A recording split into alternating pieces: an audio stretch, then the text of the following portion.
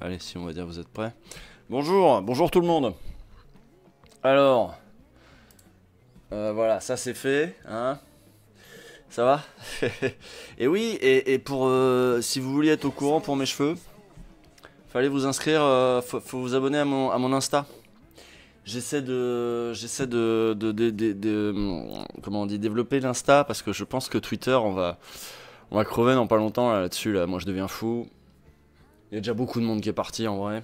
Je suis obligé de rester, mais j'aimerais bien y passer moins de temps. Et surtout, j'aimerais bien avoir un réseau social de secours quand Twitter se sera cassé la gueule. Parce que quand même, Twitter, c'est... Moi, j'ai 220 000 abonnés. Sur Insta, je suis à 10 000. Donc, en vrai, si tu te fais virer de ton média, quel qu'il soit, tu veux une solution de repli, bah, c'est ton réseau social, en fait, où tu vas condenser ta puissance de feu. Donc, il faut absolument que hein. Comment ça on critique pas le physique? Il y a rien à critiquer, je suis super beau gosse, mais vous êtes complètement fou. Vous êtes complètement zinzin. Bon, ça va vous? Hein? Est-ce que ça doom? Est-ce que ça va bien? Est-ce que vous êtes enthousiaste? Moi je vous fais un petit live ce soir parce que là il y a une grosse semaine évidemment pour tout le monde, hein, pour tout le monde, que ce soit journalisme politique ou militant ou je sais pas quoi, c'est une semaine politique intense. La semaine d'après le sera elle aussi. Vous le savez peut-être, je suis à peu près tombé malade au moment de l'annonce de la dissolution, ce qui fait que j'ai pas pu être très actif au début. Même la deuxième semaine d'ailleurs. La deuxième semaine, j'ai réussi à faire le rhinocéros, heureusement, avec Lumi quand même. D'ailleurs, là, on travaille sur un autre rhinocéros. Donc, le rhinocéros qui est sorti hier, qui a été déjà très regardé. On a dépassé je sais plus, les 400 000 vues, un truc comme ça. Ouais, c'est sorti il y a 30 heures, là, hein, il y a moins de 2 jours. C'est quand même génial. C'est sorti dimanche soir, voilà, on est lundi soir. Le mode lent est horrible. Mais est-ce que tu as tant de choses à dire que ça, BenjiDDD? Hein? J'ai 2 candidats Front Populaire, je fais comment? Ben, à 400 000 vues près. Je sais pas, tu te débrouilles. Tu regardes les programmes, voilà, ça me fait toujours rire. Ah non, moi je suis citoyen très investi, je lis les programmes. Si tu lis les programmes, c'est que t'as pas compris que c'était pas ça l'enjeu. Hein. Essaie de comprendre déjà la situation politique et ce vers quoi t'emmènent les gens qui veulent t'emmener quelque part. Hein, et franchement, ils vont pas tous le dire dans leur programme, c'est assez évident. Alors, nous, on est en train de travailler en ce moment sur... Donc ça, c'est ce qui va m'occuper. Là, je vous fais le plan de ma semaine, comme ça, pendant que je vous tiens. Le plan de ma semaine, c'est... Bon, déjà, j'espère que tout le monde a vu le rhinocéros, hein, parce que bon... voilà, il a été fait, hein, l'idée c'était de se pencher au calme sur la première semaine de bordel. Voilà, Jean-Luc Mélenchon. Alors c'est fou, c'est parce que c'est tombé, nous on l'a enregistré comme d'habitude, on l'enregistre le mardi, et nous on a vraiment mis le doigt sur le fait que là ils allaient nous casser les couilles avec Mélenchon et tout, et l'épisode est sorti un jour où vraiment tout le monde, enfin ça avait bourriné toute la semaine sur Mélenchon en fait. Donc c'est vraiment tombé au bon moment, on va dire. En fait, on l'avait vu venir, mais c'est Jean-Luc Mélenchon un problème. On dit dans l'épisode, ça, ils peuvent tenir 3 semaines avec. Et ils sont encore dessus, hein. Ils sont encore dessus. Aujourd'hui, pas plus tard qu'aujourd'hui, j'ai fait un tweet. Enfin, aujourd'hui, j'ai fait plein de tweets parce que vu que j'étais chez moi à bosser devant mon PC, évidemment, j'ai toujours Twitter à côté. Et je suis là, oh là là, ça m'énerve, je vais tweeter, ça m'énerve, je vais tweeter. C'est ça qu'il faut que j'arrête, je suis fou, je deviens le Joker. Je deviens le Joker tout le temps, sur le moindre tweet. Là. Puis en plus, vu que je fais des recherches, je tombe sur des trucs qui sont même pas sur Twitter, mais que je vais aller mettre sur Twitter moi pour énerver les autres gens. Genre tout à l'heure, c'était un bout un article de Marianne, tu vois, je tombe dessus, puis voilà, ça m'énerve, ça devrait énerver d'autres gens, puis comme ça, je vais râler. Après, le truc de Libé, là, Libé qui a publié une lettre d'une électrice de gauche. Alors, elle avait même plus besoin Déjà, politologue, ça voulait déjà rien dire. Journaliste politique, n'en parlons même pas. Mais alors, bon voilà, c'est juste une citoyenne qui fait son billet politique. Alors pourquoi ils l'ont publié ce billet politique, cette analyse politique? Bah parce qu'elle dit à Mélenchon de fermer sa gueule. Voilà, alors là ça peut y aller. Et Libération, tu sais, c'est un peu un move de bâtard, c'est vraiment... c'est pas nous, hein. C'est pas nous qui l'avons dit, hein. C'est une électrice, simple électrice. Alors l'électrice, tu sais pas si c'est pas Glucksmann avec une moustache, mais on sait pas, c'est une électrice, hein. Bon, très bien. Donc voilà, je m'énerve toute la journée sur les médias. Donc aujourd'hui, donc le prochain rhinocéros, ce sera sur... on va essayer d'imaginer... Imaginez, fermez les yeux. Fermez les yeux. Imaginez. Le 7 juillet. Le 7 juillet. Imaginez, vraiment, l'extrême droite arrive. Qu'est-ce qui va se passer dans l'espace public? On prend comme départ... Oh, merci le train de la hype, c'est merveilleux. Non, il y a un train de la hype ou c'est fini le train de la hype? Non, c'est fini, je comprends rien au truc. Ça fait combien de temps que je stream? Et que le concept de train de la hype existe? Je ne sais pas. Je ne sais pas. T'as vu le keuf raciste relayé par Tajmat? Oui. Bien sûr, j'ai vu ça. Donc, on va essayer d'imaginer. Donc, nous, notre truc, c'est le critique des médias. Donc, bon, il y a des trucs que vous savez déjà. Tu vois, sur le service public. On va essayer de pas faire trop. D'ailleurs, en plus, il y a une problématique hein, sur le service public, parce que est-ce que c'est pas mieux de le garder comme télévision d'État que de le privatiser directement? Ça dépend, on va essayer de voir, voilà, ça dépend, mais ce qui est important, c'est qu'est-ce qui arrive à tout le reste du champ médiatique, et à l'espace public, en fait, en général, parce qu'il y a des trucs qu'on oublie de prendre en compte. Je vous donne des pistes, là, c'est des trucs qu'on va expliquer un petit peu dans l'émission, mais moi, il y a un truc auquel j'avais pas pensé, là, avant de faire des recherches sur comment s'y est pris Orban. Il y a un truc auquel j'avais pas pensé, c'est l'espace public, vraiment dans la rue, les affichages. Tu vois, aujourd'hui, c'est réglementé quand même un peu les affichages. Par exemple, le RN peut pas se payer, 400 000 € d'affichage public dans Paris, dans le métro, etc. C'est pas possible. Bon, bah, quand t'entends les droitos dire trop de normes, trop de machins, on empêche les entreprises. Il y a plein de normes comme ça, vous savez, elles sont là pour quelque chose. Là, par exemple, il y a des normes là-dessus, ouais. Il y a des normes. Combien de temps avant qu'ils les fassent sauter et qu'ils puissent se dire, et encore tu vois, et qu'ils puissent se dire on va pouvoir faire des affiches de propagande anti-migrants sur les murs en fait, sur les, voilà, tu marches, les kiosques, les machins. Alors les kiosques, autre problème, les kiosques, pareil, je vais essayer d'expliquer ça, mais c'est très bien que la presse, ah là aussi il y a des normes. Par exemple on oblige les vendeurs de la presse à vendre une offre pluraliste. Il y a des packages, si tu veux, quand tu souscris un pack, on t'offre la presse généraliste, plus un peu de magazine, plus un peu de machin, et t'es obligé de tout prendre. Bon, après, tu les mets plus ou moins en avant, mais enfin, bon, globalement. Pareil, réglementation qui peut être très chiante. Vous êtes déjà allé dans un relais?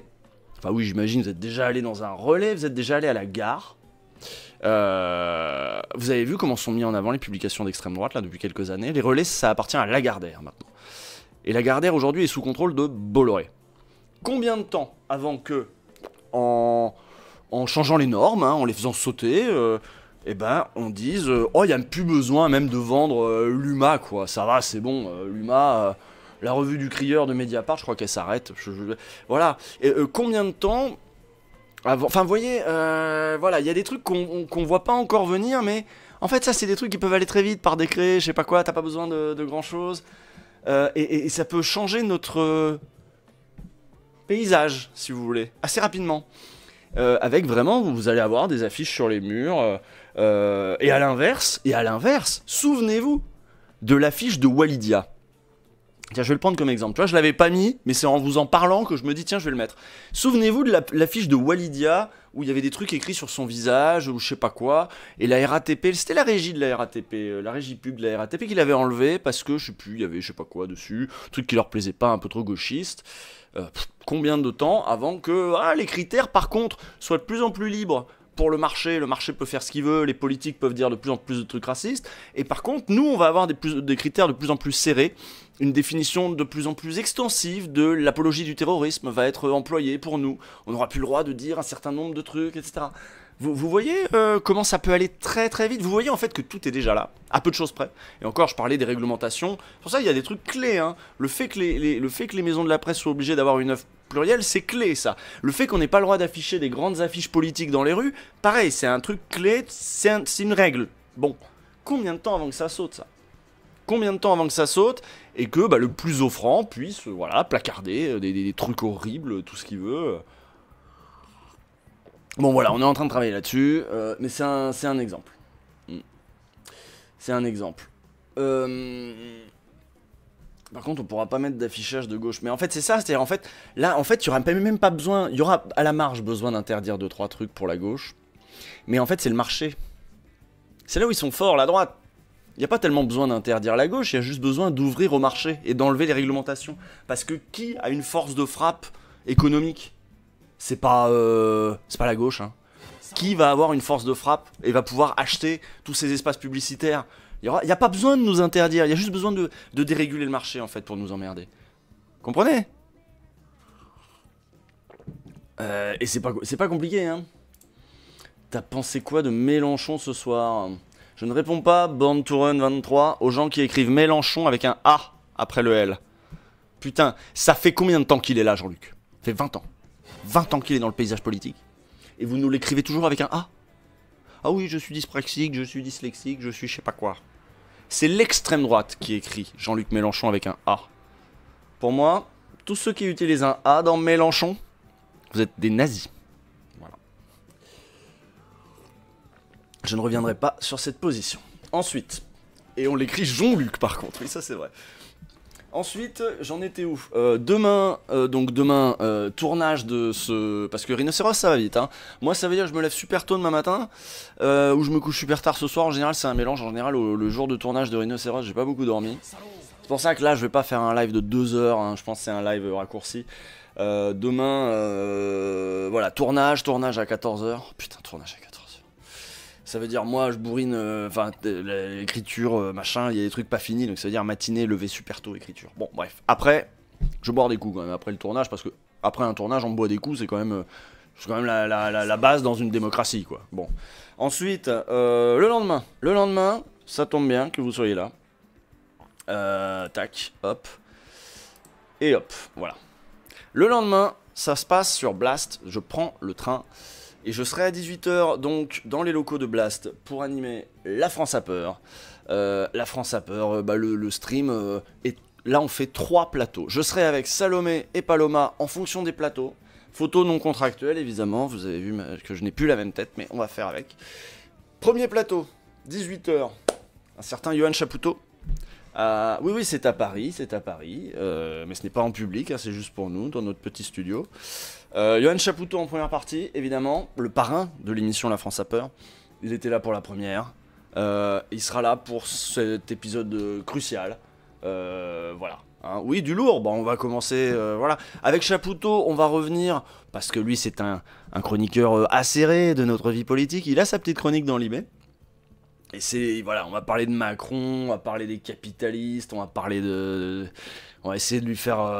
Bon, je pense qu'il va venir avec des punchlines dans sa besace, voilà. Donc ça, je crois que ça, ce sera avec Salomé, d'ailleurs, parce que Salomé et Paloma seront pas systématiquement là. Si, là, ils seront ensemble, là, il y aura les deux ensemble. Mais dans celui-là, je crois que c'est... Salomé avec Ludivine Bantini et Hugo Paglietta, donc historienne, sociologue. Là on va vraiment parler extrême droite, nazi, extrême droite, nazi, extrême droite. Ils ont déjà écrit ensemble Face à la menace fasciste. Hugo Paglietta avait écrit La possibilité du fascisme, il les avait un peu avertis avant pas mal de monde que on se rapproche doucement, on se rapproche. Alors est-ce que vraiment c'est le fascisme ou pas? Bon autant en parler avec des gens sérieux. Et eux, ils sont quand même assez sérieux. Donc voilà, Ludivine Bantini, Hugo Paglietta, ce sera à 19h. Pourquoi ils mettent 18h là? Ah non, tout est à 18h, d'accord. Donc ce sera à 19h, je confirme, ce sera à 19h. Et je crois que c'est avec Salomé. Et dernier plateau, mais non des moindres, Manès Nadel et Sophie Binet, avec Paloma, je crois, cette fois-ci. Et alors là, on va parler du nouveau Front Populaire, de la place des syndicats là-dedans, parce que là c'est pas tout le temps, mais là les syndicats ils ont appelé à voter nouveau Front Populaire, donc voilà, ça ce sera notre 3e plateau. Manès Nadel que vous connaissez, vice-président de l'Union syndicale lycéen, je sais pas quoi, et puis Sophie Binet, secrétaire générale de la CGT, ça normalement vous connaissez. Donc voilà, pas mal le line-up, on est content. C'était pas facile à organiser en speed, parce que c'était il y a pas si longtemps le dernier... Le dernier La France a peur, non, ça devait faire il y a un mois, mais putain, mais c'est des mois qui paraissent des semaines, comme disait Lénine de Manès Nadel, là. Hein, bon, ça a l'air intéressant. De toute façon, voilà, c'est des plateaux d'1 heure. Donc, soit vous êtes là en live Et moi, j'aurai de toute façon le chat un peu sous les yeux, donc je verrai si ça m'inspire ou pas vos questions. Soit, de toute façon, on va essayer de foutre les replays tôt, parce que parce qu'en fait, on a interdiction de publier du contenu politique après, vendredi minuit, quoi, en gros. Donc on va essayer le but, c'est que ces plateaux soient utiles. Il y en a 3, on va le faire en 3 vidéos distinctes après à l'upload, histoire qu'il y ait le plateau Chapoutot, on est vénère contre Macron, et où on analyse la séquence, y compris la séquence électorale, le martelage médiatique, etc. Tout ça avec Chapoutot qui est quand même un observateur et un acteur de ça. Et ensuite, voilà, le deuxième plateau sur le fascisme. S'il y a des gens qui vous disent, mais alors, est-ce que c'est le fascisme, est-ce que c'est pas le fascisme, est-ce que vraiment c'est l'extrême droite encore, elle a quand même changé, c'est avec eux qu'on va essayer de répondre à cette question, donc pour le deuxième plateau. Et le troisième plateau, plus Front Populaire, plus, allez, on est dans l'action, allez, on est content, on y va, quoi. Voilà. Pour la campagne. Voilà pour le programme de mercredi. Programme de jeudi. Ah ben jeudi c'est Backseat, hein. Jeudi c'est Backseat, j'y serai cette fois-ci. Par contre j'ai pas le... Je vérifie, hein, ça va peut-être changer, mais j'ai pas le programme... Je sais pas encore ce qu'on va y faire à ce Backseat. Bah, on va parler, hein, on va parler de l'actualité. Mais alors, bon... non, hein, ça dit pas. On sait toujours pas ce qu'on fait, ouais. Petit message, on va faire un Backseat, nanana. Ah oui, non, bah oui. Non, on sait pas. Ah si, il y aura peut-être des candidats en visio. Bon, d'accord, ok. Bon, il y a qui dedans par contre, je sais qui y a comme collègue, mais tout le monde, vous en foutez, vous? Enfin, je vous le dis quand même, il y aura Safia, apparemment. Et qui? Donc Safia et Rabi, Jean, François, Laurent, il y a qui d'autre là? Ouais, ça, c'est les autres gens de l'équipe, nanana. Emilien, c'est bien ça. Ah bah c'est très bien ça, Emilien et Safia, c'est très bien, très bon casting, moi j'aime bien. Voilà. Où on en était? Voilà, bah ça y est, vous saurez qu'il y a Emilien et Safia, vous êtes bien avancés. Ça vous fait une belle buzz. Ça, et puis après il y a le vendredi qui arrive. Et le vendredi, alors là c'est David Dufresne qui m'a convié à faire une prise de parole au micro. Il fait un truc en plein air, je sais plus où, mais c'est dans Paris. Voilà. Et il y a des prises de micro de plein de gens. Alors je sais plus qui il y a. Mais vous pouvez venir si vous êtes parisien. Ça dure de midi à minuit. David Dufresne. Qu'est-ce qu'il dit, David? Putain, ça j'aurais dû préparer le post aussi là. Qui c'est qui va prendre la parole? À part moi. Je sais que j'ai le droit de faire 1 heure là. Faut que je prépare 1 heure. Une demi-heure. Heureusement, faut pas que je prépare 1 heure, putain. Mais je vais un peu recycler le travail du rhinocéros et je vais le faire à l'oral. J'avais déjà fait ça pour une fois. Le tout, c'est d'être impactant. Oui, c'est ça. Alors, il y aura qui? Ah bah c'est très parisien, hein, évidemment, c'est très la gauche parisienne, c'est très la gauche Mediapart, tout ça. 20 prises de parole, dont Edoui Plenel, Alice Coffin, Larère Mathilde, Usul, Sylvain Bourmeau, et après des gens que je connais pas, c'est qui ça? Codacini, Vanessa Code, ah bah je la suis, donc professeur de sciences politiques. Oh, bah attends, si c'est celle que je pense... Ah mais oui, je crois que c'est celle que je pense. Faut écouter son entretien avec Sylvain Bourmeau, c'est... sur la démocratie et l'autoritarisme, si je dis pas de conneries, c'est vraiment quali, c'est vraiment bien. Il y aura la Quadrature du Net, bon allez, plein de gens là, vous voyez, la Ligue des droits de l'homme, Najat Vallaud-Belkacem, et je ne sais qui, et je ne sais quoi, et du syndicat de la magistrature, défense des services publics, etc. Et d'autres à confirmer, évidemment.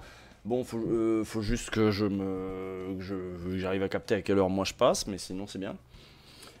Très bien, voilà. Voilà, c'est quoi la reco de l'entretien? Je comprends pas la question. D'ailleurs, Edoui il part un peu en sucette envers sa haine sur JLM. Ah bah il y a des tweets d'Edoui dont on se passerait bien des fois, oui, bien sûr. Ouais. Najat qui a publié dans Omerta. Najat, elle a publié dans Omerta?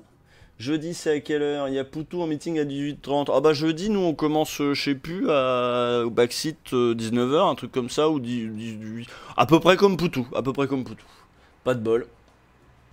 Voilà. C'est bon, on a fait tout le... le planning de la semaine, en gros, parce qu'après, moi, samedi, je fais rien. Tant mieux, je me repose, je suis chez moi. Et dimanche, bah, je vais voter. Putain, je dors super mal. Je rêve des législatives toutes les nuits. Quand je me réveille pour au milieu de la nuit. Dimanche, je me suis réveillé en mode ah, c'est dimanche, faut aller voter. Pas du tout, gros, rendors-toi, t'es fou. Tu deviens zinzin. On va pas voter tous les dimanches non plus, quoi. Le stress, quoi. Putain. Ah non, ça va pas du tout. Hein, qu'est-ce qui se passe de Vanessa Kodachani? Je dis que c'est le truc que je conseillais. Ah, bah, c'est l'émission de Sylvain Bourmeau. Je vais vous retrouver ça. Sylvain Bourmeau sur France Culture. Et son émission à Sylvain Bourmeau, elle s'appelle comment déjà? La suite dans les idées. La suite dans les idées. Et alors, c'est vraiment rare que moi j'écoute des émissions où il y a des sociologues, des sciences pistes. Alors je vérifie d'ailleurs que c'est bien elle. Est-ce que c'est elle? Pas du tout, j'ai confondu avec Eugénie Mériot. Très bien, une chercheuse qui est à peu près de la même génération. Excellent. Bon, vous pouvez quand même écouter Eugénie Mériot. Hein. Oh là là, voilà, tu te sens con, t'es là, tu te sens con. Bah voilà, désolé les filles. Mais alors voilà, dictature, démocratie, une dichotomie écran. La honte. On dirait les mecs sous des posts de rhinocéros qui disent bravo, @Usul du futur et @maudit. Et maudit qui fait ça n'est toujours pas moi. c'est tu confonds les femmes, voilà, c'est ça. Je viens de faire exactement la même chose en live. Je l'aurais pas écrit, tu vois. Avant d'écrire, tu vérifies des trucs avant de publier. Mais là, bon, j'ai pas, voilà, bon. Mais non, mais c'est des politistes vraiment de la même génération et tout. Donc tu te dis bon, ouais, ça va. LOL, Usul sans cheveux, énorme. Tu trouvez pas que j'ai l'air moins chauve? Tu trouvez pas que j'ai l'air moins chauve comme ça? Maintenant que je peux feinter, que j'ai moins le front de l'espace, le front de gauche. Regardez, j'ai des cheveux maintenant. Astuce. Bof. Ah, niquez vos mères. Début de calvasse, bah pas plus que... Moi c'est assez stable, hein. Vous regardez des vidéos d'il y a 5 ans, j'ai déjà un front énorme. Hein, mais... Le front populaire, voilà, c'est bon, on l'a fait celle-là. Rajeuni, mais oui rajeuni. Moi j'aime bien, vous êtes gentil. Non mais c'est l'été là, faut que je chope aussi, ça suffit quoi. J'en ai marre, je suis là, je fais que taffer. Et après j'ai jamais le temps, j'ai pas le temps d'aller chez le coiffeur, j'ai pas le temps de changer mes lunettes. Ça fait des plombs que je dois changer mes lunettes, je le fais pas. Faut que je sorte un peu là de ce putain de boulot. Mais qu'est-ce que tu veux faire d'autre quand c'est le fascisme, tu vois, juste après. Et que t'as l'impression que tu peux pas faire... je suis partagé entre l'impression que je peux pas faire grand chose et l'impression que par contre je peux pas ne rien faire. Enfin voilà, et ces deux idées se télescopent en permanence. Je me sens impuissant et en même temps je me sens en devoir de faire des trucs. Donc on sait pas quoi faire. On sait pas quoi faire. Voilà. On confond pas encore avec Ciotti, oui c'est ça. Hein. Donc on fait quand même des trucs, mais de toute façon on a l'impression que c'est pas assez. Mais je te jure, j'en parlais avec Paul Hellec. Avec Paul Hellec, on était là, on se demandait sincèrement, j'aime bien Paul Hellec, hein, écoutez ses passages dans le média, il est très bien Paul Hellec. Et on était là, on était persuadés l'un et l'autre que, et on essayait de se rassurer, mais si, tu vois, on sert à quelque chose, on essaie de... Si, on peut pas dire qu'on sert à rien du tout, quoi. Et on se rassurait l'un l'autre, sans vraiment, je pense, se convaincre non plus à 100%, mais enfin au moins on faisait des trucs, quoi. Paul Hellec. Bon alors, ce soir on a quand même mis des articles de côté. Par contre, je vous conseille vraiment... désolé pour la chercheuse. Je vous conseille vraiment dictature, démocratie, une dichotomie écran. C'est rare, voilà. Ce que j'allais dire, c'est que c'est rare que j'écoute une émission un peu Sciences Po et tout, où je me dis, ah voilà. Voilà, moi je pense comme ça, mais putain, c'est mieux formulé, c'est sérieux, il y a des rêves que j'avais pas, il y a des exemples que j'avais pas, il y a des chercheurs que je connais pas, qui sont cités, c'est vachement bien, c'est propre, c'est carré, et voilà. Et en plus la meuf c'est limpide ce qu'elle vous dit. En gros c'est voilà l'opposition dictature démocratie, il y a tout un gradient il y a pas une frontière nette tu vois entre les deux. Et évidemment que toutes les dispositions dérogatoires dans le droit de Macron là, hein, contre le terrorisme, machin, qui ça rentre dans le droit commun après, etc., l'état d'urgence. Qu'est-ce qu'on est en train de faire là en Kanaki, etc. Vous croyez que ça c'est un truc de république? Mais est-ce qu'il y a vraiment d'un côté des démocraties aider dictature? Ou est-ce qu'il n'y a pas tout un... Hein? C'est un spectre, voilà, on est sur le spectre, mais peut-être que là, nous, voilà, on se rapproche quand même un petit peu, on s'éloigne de démocratie, on va dire, ces derniers temps. Non mais ça c'est une dinguerie la Kanaki, hein. J'ai essayé de RT des trucs, mais je sais pas si vous avez vu, ils ont pris des leaders indépendantistes Kanak, dont Georges Tin, je crois, qui est un des plus, un visage que je connaissais pour le coup, on l'avait cité je crois dans l'épisode. Et ils les ont amenés dans des prisons en métropole. C'est-à-dire, concrètement, leur famille veut les visiter pour des suspicions, hein, c'est-à-dire au nom de... Donc le Georges Tin qui dirigeait la CCAT, qui est l'organisation un petit peu, qui a essayé d'organiser la contestation, les marches, les manifs et tout, voir les points de blocage, bon, mais bon, voilà. Ils les ont pris, ils en ont pris 4, je crois. Ils les ont pris et paf, métropole. Vous êtes les responsables des émeutes. C'est vous. Les bâtards. Les bâtards. Et en plus, Macron, il a... En plus, c'est ça qui est dégueulasse.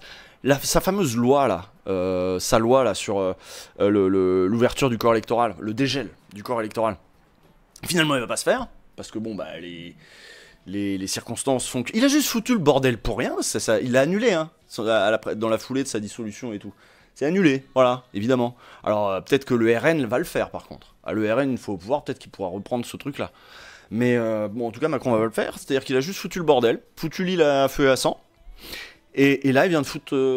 Darmanin vient de foutre 4 personnes en prison, qui vont payer pour les autres.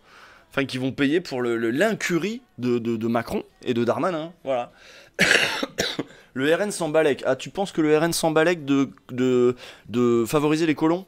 Et l'intérêt même des métros et des colons Enfin des colons, des caldoches en Nouvelle-Calédonie. Tu crois que le RN s'en balèque, qu'il a pas envie de mater les Kanaks une bonne fois pour toutes? Je pense que si. Bon, allez. On va se faire une petite vidéo en attendant. Moi, sur la situation, moi j'ai beaucoup regardé les médias, j'ai beaucoup regardé plein de trucs. J'ai pas regardé le résumé de la situation par Le Monde. Non, c'est pas celle-là, c'est celle-là. Voilà, Le Monde a fait une petite vidéo de 8 minutes 4, donc moi ça va me permettre de fumer une clope. Tranquille, tranquillou.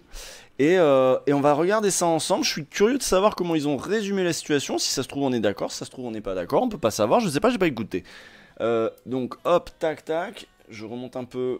Ouais, genre si je fais ça là, je peux parler par-dessus. J'ai décidé de vous redonner le choix de notre avenir. Ouais, bon, c'est un peu fort. Non, ça va, hein, c'est bon. C'est bon, hein, moi je pense que c'est le bon volume là pour vous. Vous êtes content? Putain, faut que je coupe la zik là, qu'elle a depuis tout à l'heure. Ça suffit. On est bon? Est-ce qu'on est bon? Ouais. Donc on disait, on va regarder le truc là que je sois tranquille. Je disais c'est bon le son, voilà, c'est ça. On me dit c'est bon, c'est bien, voilà, c'est bien. Allez, regarde.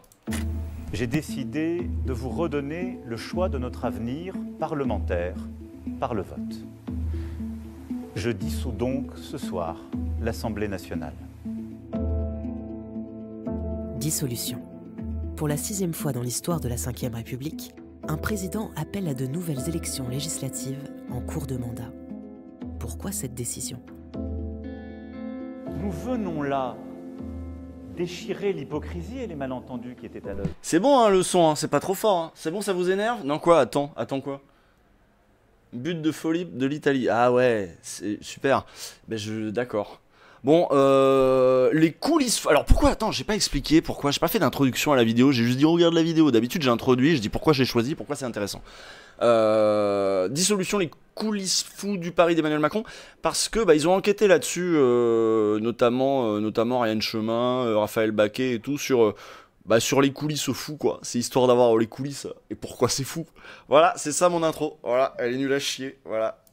J'assume totalement d'avoir déclenché un mouvement de clarification, d'abord parce que les Français nous l'ont demandé. Les Français, mais pas que. À l'Élysée, le scénario d'une dissolution mûrit depuis des semaines, y compris au sein d'un petit groupe de conseillers à l'influence grandissante. Plongés dans les coulisses d'un pari politique inédit et risqué. Ok.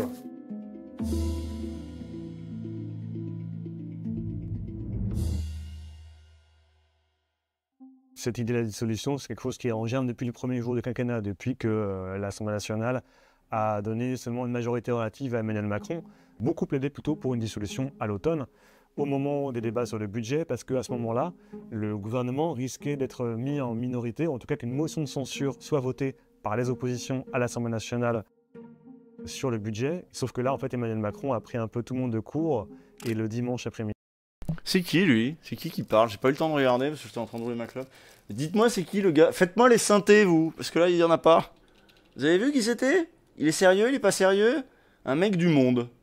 Ah, c'est un journaliste du Monde. On a son nom ou pas? Vous connaissez? Non, vous connaissez pas? Olivier Faye, d'accord, très bien. J'ai déjà lu des articles d'Olivier Faye, maintenant comme ça je vois sa tête, voilà, c'est bien. Midi a pris cette décision choc de dissoudre dès le soir de l'élection européenne, qui est quand même du jamais vu, ce qu'on n'a jamais vu. Une dissolution s'est passée dans la foulée d'une élection, d'une défaite électorale, et il a vraiment pris tout le monde de court dans son entourage, au sein du gouvernement et jusqu'au Premier ministre. Après, ce qui est fou, c'est les photos là, les photos en noir et blanc où tout le monde fait la gueule.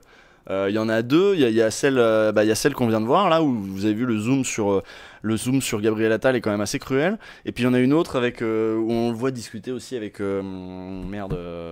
présidente de l'Assemblée. Je ne connais qu'elle. Vous aussi, il y a Yael Braun-Pivet. C'est des photos officielles de Soisic de la Moissonnière quoi. C'est des photos de la photographe officielle. Et là tu comprends pas, tu te dis mais genre ils ont validé, alors je suis super content de moi, Soisic prends-moi en photo, regarde ils font tous la gueule mais je suis super content de moi. Oh putain il y a les jeunes. Bonjour les jeunes, on va parler après, putain j'ai même pas fait le programme. Ah bonsoir le raid, bonsoir tout le monde, ici ça usulise, voilà bonsoir. Voilà, allez, on va pas faire bonsoir pendant des plombs, mais on regardait là une vidéo du Monde où le Monde essaie de nous expliquer les coulisses de la dissolution, et après on va parler, de la police. Allez, je vais quand même faire vu que tout le monde arrive, il faut quand même que je fasse le programme maintenant. On va faire le programme maintenant, comme ça voilà. Puis après on regarde la vidéo du Monde, mais je pense que c'est stratégique quand il y a plusieurs milliers de personnes qui arrivent. De reprendre un peu les choses, tu vois, ça me paraît... En plus, on n'a pas commencé les articles. Alors, les articles, c'est quoi? Les articles, c'est pour gagner, le nouveau Front Populaire anticipe sa stratégie du second tour. Ouais, j'ai mis deux articles surtout de côté que je vais faire, je pense. Celui de Mathieu Dejean, sur la stratégie du nouveau Front Populaire, parce que moi j'avoue je vois pas comment... On va avoir beaucoup de premiers tours, on va arriver très bien dans beaucoup de duels, beaucoup de triangulaires, et c'est les seconds tours qui font super peur. Donc Mathieu Dejean qui suit la gauche pour Mediapart, ça m'intéresse de savoir ce que lui il a compris de la stratégie de la gauche, est-ce qu'elle pue la merde, est-ce qu'elle est bien, on sait pas. Et puis la police face aux sirènes du RN, le risque est de voir certains policiers se lâcher. On ne lâche pas la police en tout cas ici dans ces streams. Vous le savez, c'est quand même un sujet qu'on suit de près, puis c'est un sujet qui fait quand même un peu peur en cas d'arrivée au pouvoir de l'extrême droite. Ils sont préfets, brigadiers chefs, commissaires, CRS ou majors et ont, sous couvert d'anonymat, accepté de sortir de leur devoir. En gros là c'est des espèces de petits chefs qui vont nous dire « Ouh putain j'ai peur qu'on tienne pas nos troupes, ça va être chaud, ça va être chaud ». Donc on va lire ça avec attention évidemment. Et ensuite, mais non, mais l'autre qui m'appelle, attends, oui. Oui, allô? Oui, je suis en live. Ah merde, c'est en live. Ah oui, donc non, mais je me disais, si tu savais que j'étais en live, ça se trouve, t'appelais en mode, il y a une urgence de live, là, je sais pas. Non, j'avais pas vu que t'étais en live. On voit ça plus tard? Mais tu ferais pas de live, c'est pour ça. Bah oui. On voit ça plus tard. Tu m'appelles quand t'as fini? Et absolument, absolument. A plus. Je dois décrocher, c'est le directeur des programmes de Blast. Donc on sait jamais, tu sais, on sait jamais les trucs qui peuvent se passer. Bon, qu'est-ce que je disais Puis des fois, il y a des... non, c'est pas la CIA. Bah oui, on m'entend, mais j'avais pas prévu de parler en secret. C'était juste pour dire, rappelle-moi après. CIA. Qu'est-ce que je disais? Je disais, voilà, vous avez le programme, on va parler des flics et on va parler de la stratégie de la gauche. La gauche. Et puis on va peut-être regarder la gauche en campagne dans ce sujet de libération, sujet vidéo, comment les quartiers populaires résistent à la percée du Rassemblement National. On se demande bien comment et grâce à qui, hein, bien sûr. Il y avait un truc sur les profs aussi, mais on va faire sauter les profs, je pense qu'on n'aura pas le temps. Et là pour l'instant on regardait la petite vidéo du Monde sur les coulisses de la dissolution, on venait de la commencer. Voilà, je pense qu'on a repris, tout le monde est là, on y va. Allez, hop, c'est parti, voilà, de toute façon maintenant que vous êtes là. C'est cette défaite vraiment cuisante de la majorité aux élections européennes. Emmanuel Macron se doit de réagir. Il doit avoir une initiative politique. il lui reste que 3 ans de mandat. Donc on va faire de la psychologie de Macron là apparemment avec... J'espère que c'est pas que ça quand même la vidéo. Présidentielle. Et donc, il ne peut pas rester quelque part les bras ballants parce qu'il sait que là va s'ouvrir une nouvelle séquence, celle de sa succession. Et donc, il va y avoir Édouard Philippe, Bruno Le Maire, Gérald Darmanin, d'autres potentiellement qui vont commencer à contester son autorité. Et donc, lui, par ce coup de théâtre, quelque part, leur coupe l'herbe sous le pied et les empêche de sortir du bois et au contraire, les oblige à une forme d'union derrière lui en agitant à nouveau la peur de l'extrême droite, aussi maintenant la peur de ce qu'il appelle l'extrême gauche.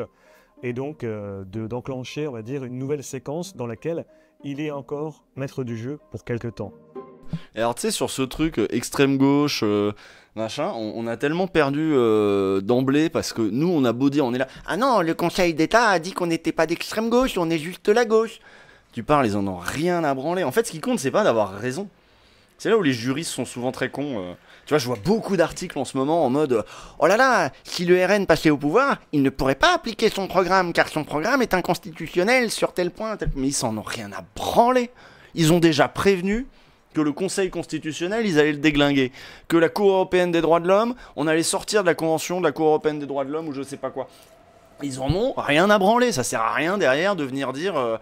Et alors le truc de pareil, tu vois, le truc de... Attention, le Conseil d'État a dit qu'on était de gauche. Oui, d'accord, mais ils s'en branlent en fait. La seule chose à faire, c'est de réguler Bolloré, sa race, voilà. C'est ça. Et de taper sur les doigts autant que faire se peut, y compris... En fait, il faudrait presque créer un truc où les journalistes... Franchement, il y a un débat là-dessus chez les journalistes, mais les journalistes sont pas forcément d'accord là-dessus. Tiens, il y a des... un conseil déontologique des journalistes. Je veux dire, il y a un conseil, il y a un ordre déontologique des médecins. Si journaliste, c'est communicant, c'est le même métier, bah non. Alors oui, on va me dire, oui, mais tu ne sais pas, il y a la charte de Munich. C'était mon imitation de François Asselineau. C'est ça, c'est Munich, je sais jamais. Non, c'est en Autriche. Non, je sais plus. C'est ça ou pas? Mais en gros, oui, d'accord, dans l'absolu, oui, mais tout le monde s'en branle. Et puis il n'y a pas une commission qui est chargée de faire appliquer la charte de Munich ou je sais pas quoi. Donc, ça sert à rien. Ce qu'il faudrait, c'est un truc qui, genre, tu sais, on te retire, allez, au moins juste ta carte de presse. La carte de presse, ils vont te dire qu'on n'en a pas besoin. Hein. La carte de presse, on n'en a pas besoin pour exercer ce métier. Par contre, ça donne plein d'avantages, y compris des avantages fiscaux. Hop, petit chantage à la carte de presse, ça peut être très sympa. Et puis des amendes, après tout, des amendes. Des amendes pour je sais pas, mais les trucs où il y a un bidonnage manifeste. Un manque de déontologie manifeste. Un manque de... Vraiment, hein, le truc, c'est pas bossé, quoi.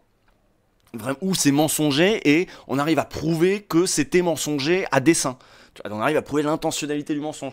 Que dans certaines, voilà, dans certaines situations, on puisse dire, je suis désolé, le journalisme, c'est au moins ça, quoi. S'il vous plaît, faites au moins ça. Ou même les manquements au pluralisme, l'absence de contradictoire, je ne sais pas. Enfin, il y a quand même plein de règles journalistiques qui pourraient être quand même un peu mieux respectées. Voilà.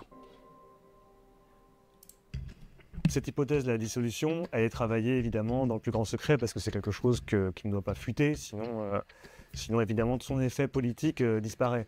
Il faut savoir qu'Emmanuel Macron, c'est quelqu'un qui décide seul. Donc évidemment, il y a des gens qui le conseillent, évidemment, il va consulter les uns et les autres, ses conseillers, des ministres, des élus, des gens extérieurs même parfois à l'écosystème politique, mais à la fin, c'est lui qui décide. Donc cette décision de la dissolution de l'Assemblée nationale, c'est vraiment la sienne. Et ensuite, il est apparu qu'il y a une petite bande de conseillers qui, quelque part, a cherché à endosser l'idée de cette dissolution. Non mais tu vois, bah, désolé, je reste sur mon truc de l'extrême gauche, l'extrême droite, la machin là. Tu vois, le conseil de déontologie pourrait taper sur les doigts en disant si tu mets que LFI c'est d'extrême gauche, bah non, petite amende, j'en sais rien, rappel à l'ordre, je sais pas, faut faire des trucs. L'Arcom c'est un scandale quoi, ce qui se passe. Il y a quelqu'un qui l'avait écrit tout à l'heure dans le chat qui avait dit mais que fait l'Arcom? L'Arcom ne fait rien. L'Arcom ne fait rien. Pourquoi? Parce que l'Arcom, cette espèce d'organisme où la majorité des gens sont nommés en fait par le personnel politique. Le président de l'Arcom est nommé par le président de la République, et les autres membres de la commission, il y en a un peu qui sont nommés par l'Assemblée nationale, un peu qui sont nommés par le Sénat, et voilà. Et donc en gros, ils émanent en quelque sorte du personnel politique qui ne va pas nommer des gens trop extravagants, on va dire ça comme ça. Et donc du coup, ça te fait une bande de mous qui sont un peu... Même, j'ai envie de dire, c'est pas qu'ils sont à la botte du pouvoir politique, c'est qu'ils en sont proches, mais pas liés nécessairement par des intérêts. Ils en sont juste proches idéologiquement, sinon ils seraient pas là. Donc, ils n'ont pas besoin, si tu veux, de se faire taper sur les doigts, eux, pour, de toute façon, si l'ambiance n'est pas à s'attaquer à Bolloré, eh ben, ils s'attaqueront pas à Bolloré s'ils sentent pas qu'il y a une offensive déjà du gouvernement. Enfin, vous voyez, il y a une côté lâcheté, suivisme, pleutrerie, je sais pas que ça se dit, pleutrerie, mais on va la tenter. Solution qui en tout cas a laissé entendre qu'ils étaient derrière cette idée-là.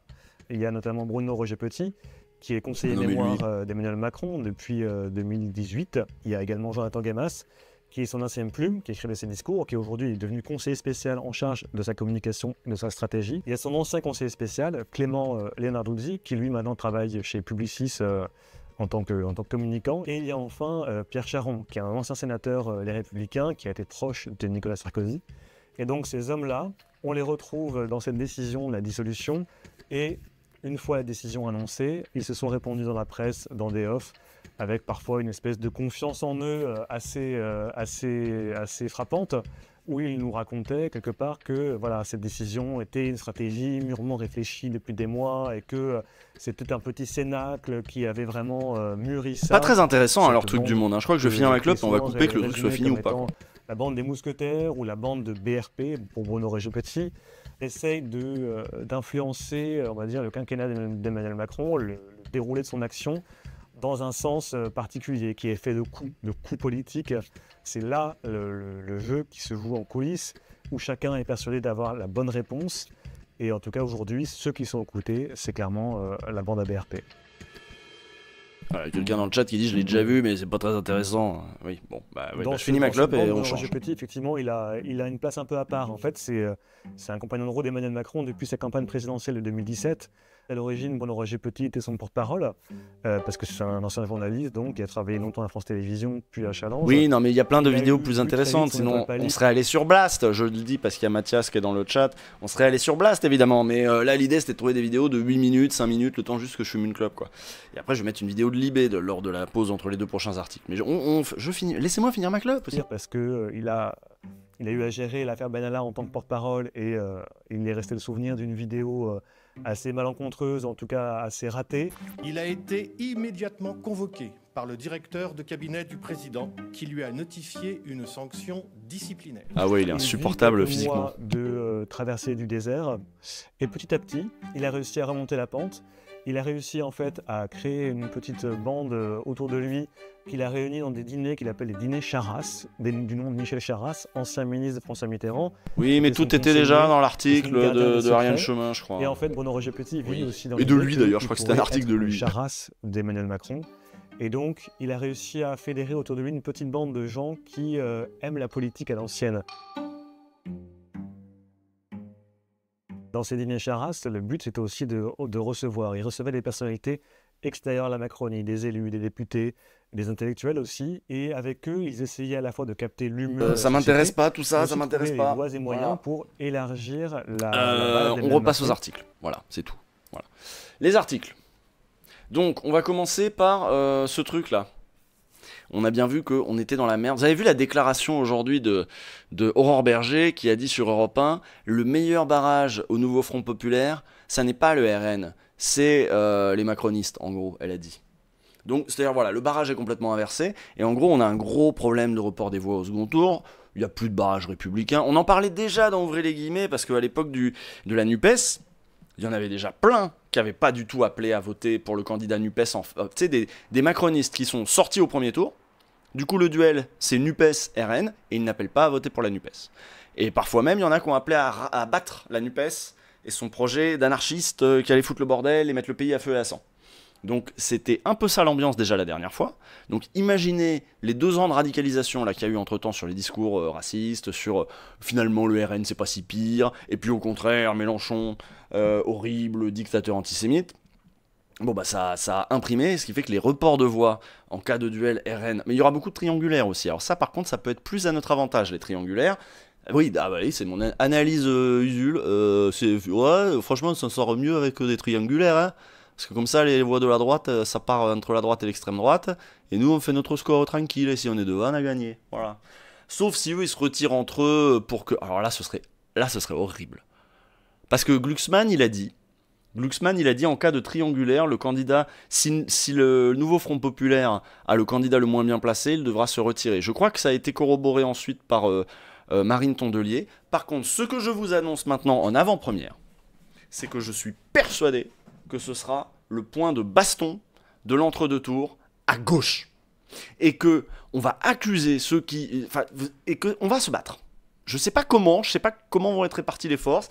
Peut-être que, par exemple, Mélenchon va dire il y a peut-être pas besoin de se retirer parce que de toute façon, c'est aux gens de choisir et machin. Se retirer, c'est la défaite. En fait, vous avez toujours voulu la défaite, vous les socialistes. Alors évidemment, vous êtes le premier à vouloir vous retirer, mais on peut gagner. Et les autres, ils vont dire gna gna gna. Je call. C'est mon call. Vous en pensez pas, vous vous êtes d'accord? Moi, c'est mon plan. Donc, on va voir ce que dit l'article, mais moi, je colle ça assez facilement, sans trop de risques. Je pense que ça va se passer comme ça, et qu'on va taper sur Mélenchon en mode « il est irresponsable, il veut pas faire barrage, en fait, c'est lui qui veut la montée de l'extrême droite, alors qu'en fait, c'est les autres qui se retirent, et qui donc, du coup, en se retirant mécaniquement, en fait, il favorise le RN qui risque de gagner contre les macronistes très souvent. » Bon, voilà, je pense que ça peut... Non mais il l'a pas dit ça, Mélenchon, mais je pense que c'est une position qu'il peut prendre à ce moment-là, et il y aura encore baston à l'intérieur même de la gauche, enfin voilà, bon. La campagne a... Alors, j'ai pas lu l'en-tête. L'Alliance de la gauche et des écologistes doit réfléchir à l'élargissement de son électorat au-delà de son propre camp pour l'emporter aux législatives, malgré le débat vicié sur l'antisémitisme et la mise en équivalence avec le Rassemblement national. Ses artisans sont à pied d'œuvre, nous dit Mathieu Dejean. Donc Mathieu Dejean, journaliste pour Mediapart, qui suit la gauche pour Mediapart depuis déjà, je dirais, 2 ans, 2-3 ans, un truc comme ça. La campagne a commencé il y a seulement quelques jours, mais c'est déjà vers le second tour des élections législatives des 30 et 7 juillet que les stratèges du nouveau Front populaire se sont tournés. Et pour cause, l'effondrement du camp présidentiel se profilant, l'Alliance de la gauche et des écologistes doit anticiper une stratégie solide pour fédérer le plus largement possible autour de ses candidatures dans le duel général qui va l'opposer au Rassemblement national.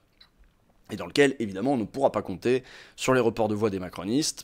Donc moi je trouve que la stratégie que j'ai anticipée, qui sera celle de Mélenchon, c'est pas forcément la plus conne. Le nouveau Front populaire peut se féliciter d'avoir réussi, grâce à son unité, à mobiliser sa base militante pour mener une campagne de terrain et de proximité. C'est le maître mot des candidats sortants qui ont souvent été élus à quelques voix près en 2022 face aux partis d'extrême droite. Les effectifs des groupes d'action de la France Insoumise comme des autres partis ont bondi, en particulier dans les fameuses swing circos, les circos pivots, en référence aux swing states américains, qui peuvent faire basculer le scrutin. Alors ça, même à Lyon, je suis allé voir avec ma candidate, ils ont eu un afflux de gens, ils savaient même plus comment les gérer, il y avait 80 personnes d'un coup, avant ils étaient 4, ils se retrouvent à 80, bon, voilà, après, faut arriver à organiser tout ça. Dans beaucoup d'endroits, la victoire va se jouer dans un mouchoir de poche, estime la secrétaire nationale des écologistes Marine Tondelier, raison pour laquelle le nombre de procurations sera une donnée majeure. L'enjeu pour les stratèges du nouveau Front populaire consiste d'abord à surmobiliser les électrices et électeurs de gauche, mais aussi à susciter le vote des abstentionnistes dès le premier tour. Pour cela, tous les partis conviennent du fait que le seul appel au barrage contre l'extrême droite ne suffit pas. Le nouveau Front populaire ne doit pas être seulement dans un discours de défense, mais offrir des perspectives positives. Et on a vu, il me semble que la mesure qui a le plus imprimé, dans la mesure où elle a choqué l'éditocratie et les bourgeois, c'est le SMIC à 1006. Ça a quand même bien imprimé, hein, il me semble. Ça, et puis l'abrogation de la réforme des retraites, tout simplement. Hein. Et après, il y a plein d'autres trucs dans le programme, je vous invite à aller le lire. Nous, on a dû s'y plonger, on a regardé ce qu'il y avait dans la partie média, on vous en parlera justement dans le prochain Rhinocéros. Donc voilà, c'est l'objectif de son programme, C'est vrai que le RN avance sans programme, hein, vous avez vu, plus on avance, moins ils ont de programme, moins ils ont gardé les mesures dites sociales, tout simplement parce qu'en fait, l'élève pas oublie que l'extrême droite c'est la droite, et que donc ça reste un programme pro-patronal, ça reste un programme dont le but, on l'a vu dès que l'extrême droite est arrivée au pouvoir dans plein d'autres pays d'Europe, hein, pas besoin de grandes démonstrations. Regardez où en sont les droits des travailleurs sous Orban, quand la Finlande, pareil, s'est donnée à l'extrême droite, en Pologne, à chaque fois ça a été des attaques contre les droits des travailleurs, au nom de la facilitation pour les petits patrons, et puis je sais pas quoi, ça va être plus simple, ouais, on connaît. En fait, le logiciel de base, regardez la vidéo sur le réseau Atlas, il y a tout dedans, y compris la comparaison et le fait que le discours de base des néolibéraux, il est sur les chômeurs, qu'il faut qu'ils retrouvent un boulot, je sais pas quoi, que les gens ils cotisent, ils aillent travailler plutôt que de percevoir des aides. Enfin voilà, mais l'extrême droite est évidemment dans ce logiciel-là. Donc c'est l'objectif de... Donc évidemment, le Front Populaire ne l'est pas du tout. C'est l'objectif donc du coup de son programme qui rompt nettement avec la politique de l'offre et se décline en mesures concrètes qui seraient prises selon une chronologie prédéfinie dans les 100 premiers jours. Voilà, c'est vrai que le nouveau Front Populaire... Au moins, il y a un programme, on fera ça les 15 premiers jours, ça les 100 premiers jours, et puis après, dans les 2 ans, on pourra encore faire ci, ça. Reste à le mettre en musique durant cette campagne éclair. Dans chacun des meetings auxquels elle participe, Clémentine Autain insiste ainsi sur les transformations que provoquerait l'arrivée du NFP au pouvoir. On a intérêt à ce que ce registre l'emporte sur le registre négatif. On a 10 jours pour faire monter l'ambiance de joie qui pourrait exister si nous arrivions aux responsabilités, analyse-t-elle. Services publics renforcés, travail mieux payé, abrogation de la réforme des retraites font partie des sujets mobilisés pour rassembler le plus grand nombre. Et c'est vrai que l'idée même de motiver... il manque Ayn Rand. Oui, oh, ouais, c'est bon. Tu vois, toi, là, alors ça m'emmerde, tu vois, les gens qui disent « Ah, dans ta vidéo, il n'y a pas ça que moi je sais. » Mais si tu le sais, pourquoi j'aurais eu besoin de le dire? Tu vois, tu le sais déjà, gros malin. Donc, Ayn Rand, oui, en plus, c'est de là que vient le nom de la fondation Atlas. Enfin, oui, j'aurais pu développer 3 minutes sur Ayn Rand. Enfin bon, ça apporte pas grand-chose au truc. Bref, pourquoi je réponds? J'arrête de répondre aux provocations, là, des provocateurs qui sont dans le chat. Qu'est-ce que vous voulez me faire dire? Qu'est-ce que vous voulez me faire dire, hein? Bref. Il faut qu'on... Ça, c'est les rushs de Mélenchon, là. Il y a eu trop de Mélenchon ces derniers jours. Ils ont raison dans l'IB, ils ont raison, Edoui. Il faut qu'ils se mettent en retrait, Jean-Luc, parce que moi ça me mélenchonise, là. Et puis plus ils tapent dessus, plus j'ai envie je deviens le Mélenchon moi-même. Voilà. Donc, qu'est-ce qu'on disait? Il faut qu'on démontre que la proposition politique du nouveau Front Populaire n'est pas seulement défensive, il y a une opportunité pour les classes populaires et moyennes, qui ont le sentiment d'avoir été trahies depuis le milieu des années 80, de reconquérir tout ce qu'on leur a volé, défend aussi David Cormand, eurodéputé écologiste, et une des têtes pensantes du parti, les écologistes. C'est une opportunité historique de rattrapage par rapport à la déconquête des droits sociaux. Mais après, c'est vrai que c'est pas hyper vendeur de promettre du rattrapage. Rattraper, mais en vrai c'est ça qu'on va avoir le temps de faire en 2 ans, hein. Du rattrapage, du bricolage, du réparage, des réparations peut-être. Mais la gauche ne peut pas faire les... Mais bon, elles vont faire du bien en fait ces réparations, ça va être un... Je pense qu'il faut le présenter comme je sais pas, un souffle pour que les gens puissent respirer et tout. Et c'est pour ça que l'image du Front Populaire a été choisie. Je sais pas si vous vous souvenez de ce que vous avez appris en histoire, en 3e il me semble, en 3e et en terminale sur le Front Populaire. Ce qu'on garde comme image, c'est quoi? C'est les congés payés, les prolos qui partent en voiture et qui découvrent la plage. Ou qui partent pas en voiture d'ailleurs, qui partent en vélo et qui découvrent la plage et tout. Et des images de grève et d'occupation joyeuse et tout. Voilà. C'est un peu ça qu'on a gardé comme image. Donc du coup, le Front Populaire mobilise déjà un imaginaire normalement plutôt positif. Alors là, vous savez pas ce qui m'est arrivé l'autre jour. On était avec Loumi, on allait prendre le bus pour aller je sais plus où. Et nous on parle, tu vois, on parle normal quoi, pas plus fort, pas moins fort que d'autres. Et là il y a mais on parle de politique, on parle nouveau Front Populaire, machin. Et là il y a un vieux comme ça, avec une barbe et tout, qui fait « vous savez pas, le Front Populaire, faudrait quand même pas oublier que c'est lui qui a désarmé la France, et que... Hein, c'est à cause de lui la défaite ensuite contre les Allemands, c'est parce qu'il avait préparé la défaite, etc. » Le fou de l'arrêt de bus. Bah, vraiment à l'arrêt de bus. Moi je lui ai rien demandé au gars. Et je lui ai dit eh ben écoutez, c'est exactement ce que disait la propagande de Vichy. C'était le discours du maréchal Pétain. Il dit non mais ça je l'ai lu dans les livres. Je dis oui, ben on lit peut-être pas les mêmes livres. Par contre je suis persuadé que c'est la propagande de Vichy. C'est ce que disait Vichy. C'est de la faute au Front Populaire si on a perdu contre les Allemands. Pas du tout. Mais c'est... Et alors il n'en démordait pas, il dit bah peut-être, mais moi je l'ai lu.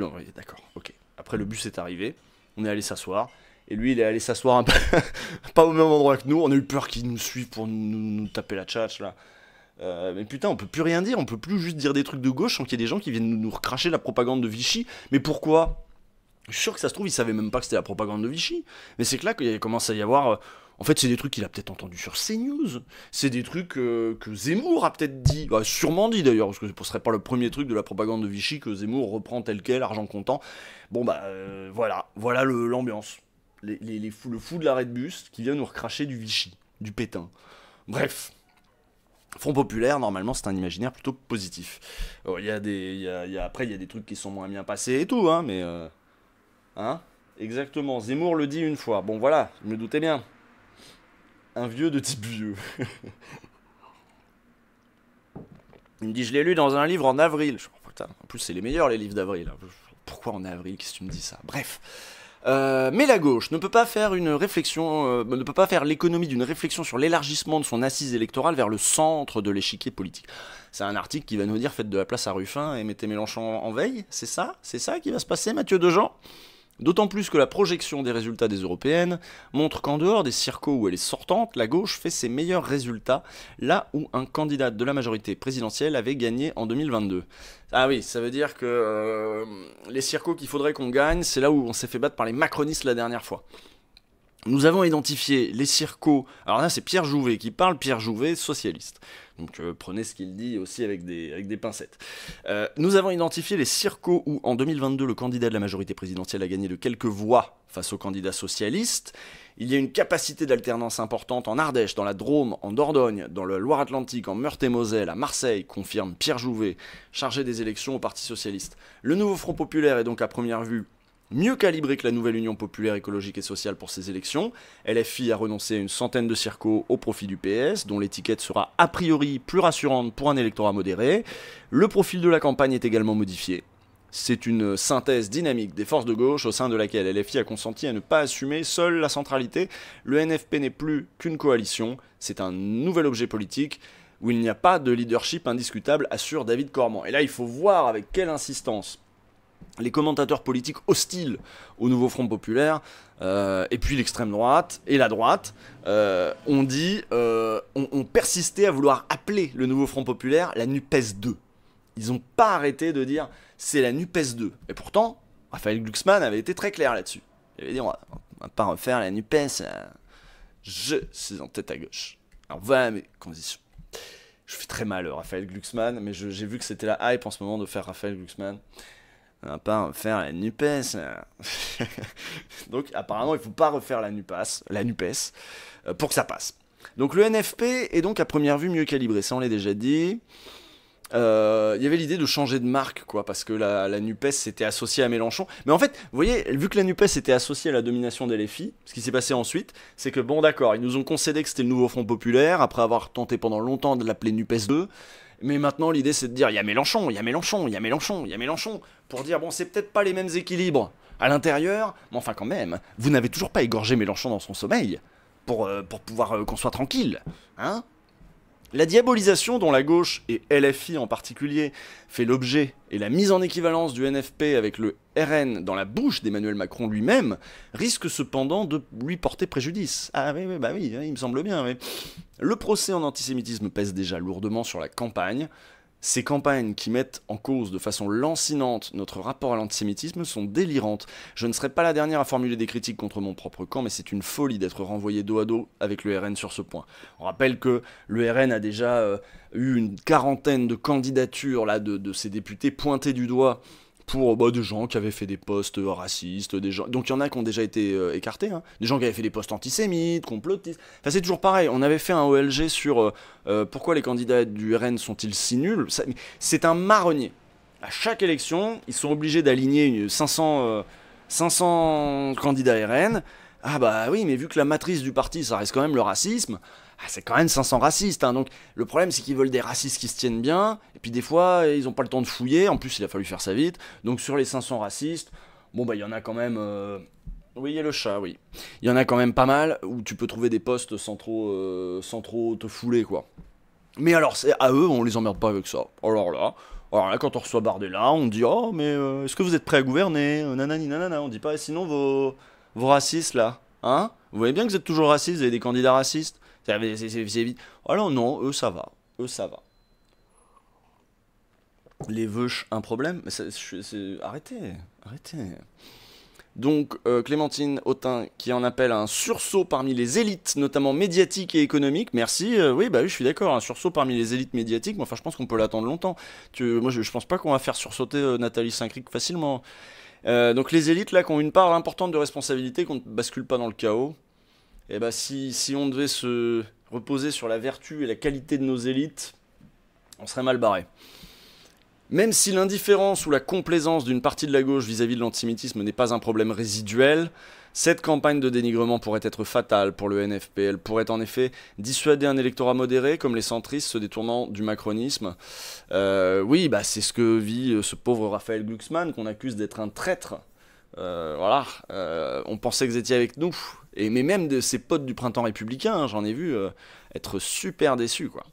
J'ai l'impression qu'Emmanuel Macron, alors qui c'est qui dit ça? Michel Salah, député sortant LFI du Gard. Il dit « J'ai l'impression qu'Emmanuel Macron installe l'idée d'un vote sanction contre nous au second tour, et c'est ce qui m'inquiète. Il banalise le RN, il diabolise le NFP, c'est lamentable. » Oui, c'est vrai. Donc tout l'enjeu pour la coalition consiste donc à éviter que se produise l'expérience de 2022 où un front républicain à l'envers avait empêché à plusieurs endroits l'élection de candidats de la NUPES au second tour. Le député sortant de Belfort, LFI, Florian Chauche, rappelle qu'en 2022, une partie de l'électorat du parti Les Républicains de sa circonscription s'était reportée sur son adversaire RN au second tour. Il souligne que le risque est encore plus présent maintenant qu'une partie du parti d'LR, d'Éric Ciotti s'est allié avec le RN. Évidemment, je pense qu'ils sont d'autant plus décontractés aujourd'hui avec ce genre de move. Pour conjurer ces dangereux reports de voix, le NFP doit donner confiance sur le terrain démocratique, comme il l'a fait sur celui de la crédibilité en chiffrant son programme, lire l'encadré. C'est ce que défend le politiste Frédéric Sawicki sur le site AOC. Alors Frédéric Sawicki, soutien plutôt historique du PS. Hein. Frédéric Sawicki, c'est un modéré, on va dire. Pour convaincre au-delà... Mais de toute façon... C'est génial parce que tout le monde se cache un peu derrière des analyses politiques en disant « Pour gagner, il faut faire ça hein. ». Et je le dis pas parce que ça va complètement dans mon sens. Je le dis parce que moi je pense que c'est ça qu'il faut faire pour gagner. Attention, j'ai du recul, je suis journaliste politique, je suis science-piste, je suis politiste moi-même. Ça n'est pas du tout parce que moi j'ai une sensibilité social-démocrate marquée que je pense qu'il faut que Mélenchon ferme sa gueule. Hein, pas du tout. Non, c'est juste parce que les gens en ont marre de Mélenchon. Marre. Donc, pour convaincre au-delà de leur seul électorat, il appartient au parti, aux candidats de gauche, d'apparaître comme des démocrates exemplaires. Voilà, c'est pour qui ça? C'est pour qui le fion là, à votre avis? Les composantes du NFP s'y emploient, en annonçant que LFI appellerait à voter contre le RN en cas de duel face à la majorité. L'ancienne présidente du groupe à l'Assemblée, Mathilde Panot, s'inscrit en faux avec l'attitude irresponsable d'Emmanuel Macron. Oui, c'est vrai que je vous avais dit que Tondelier et Glucksmann avaient dit non, on votera contre le RN. Mais alors là, c'est pas seulement on votera contre le RN. Là, ce qu'on dit Glucksmann, c'est qu'on retirait les candidats en cas de triangulaire s'ils étaient mal placés. On va être d'une fermeté totale en incarnant cette digue démocratique républicaine, promet aussi le socialiste Pierre Jouvet. Oui, mais jusqu'où? Est-ce qu'en cas de triangulaire, on se retire? Voilà, on y arrive. Les triangulaires, ça y est. C'est la partie de l'article où on parle des triangulaires.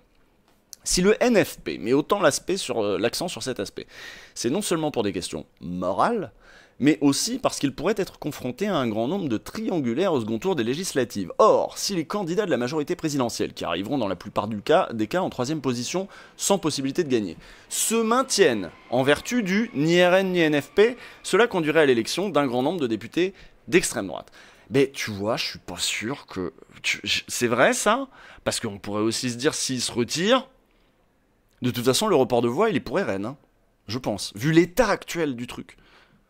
Moi, je préfère que les macronistes zinzins, ils votent pour leur candidat nul qui sert à rien et qui passera pas au deuxième tour, plutôt qu'ils aillent voter pour le candidat RN, en fait. Je sais pas... hein, moi, je suis pas sûr.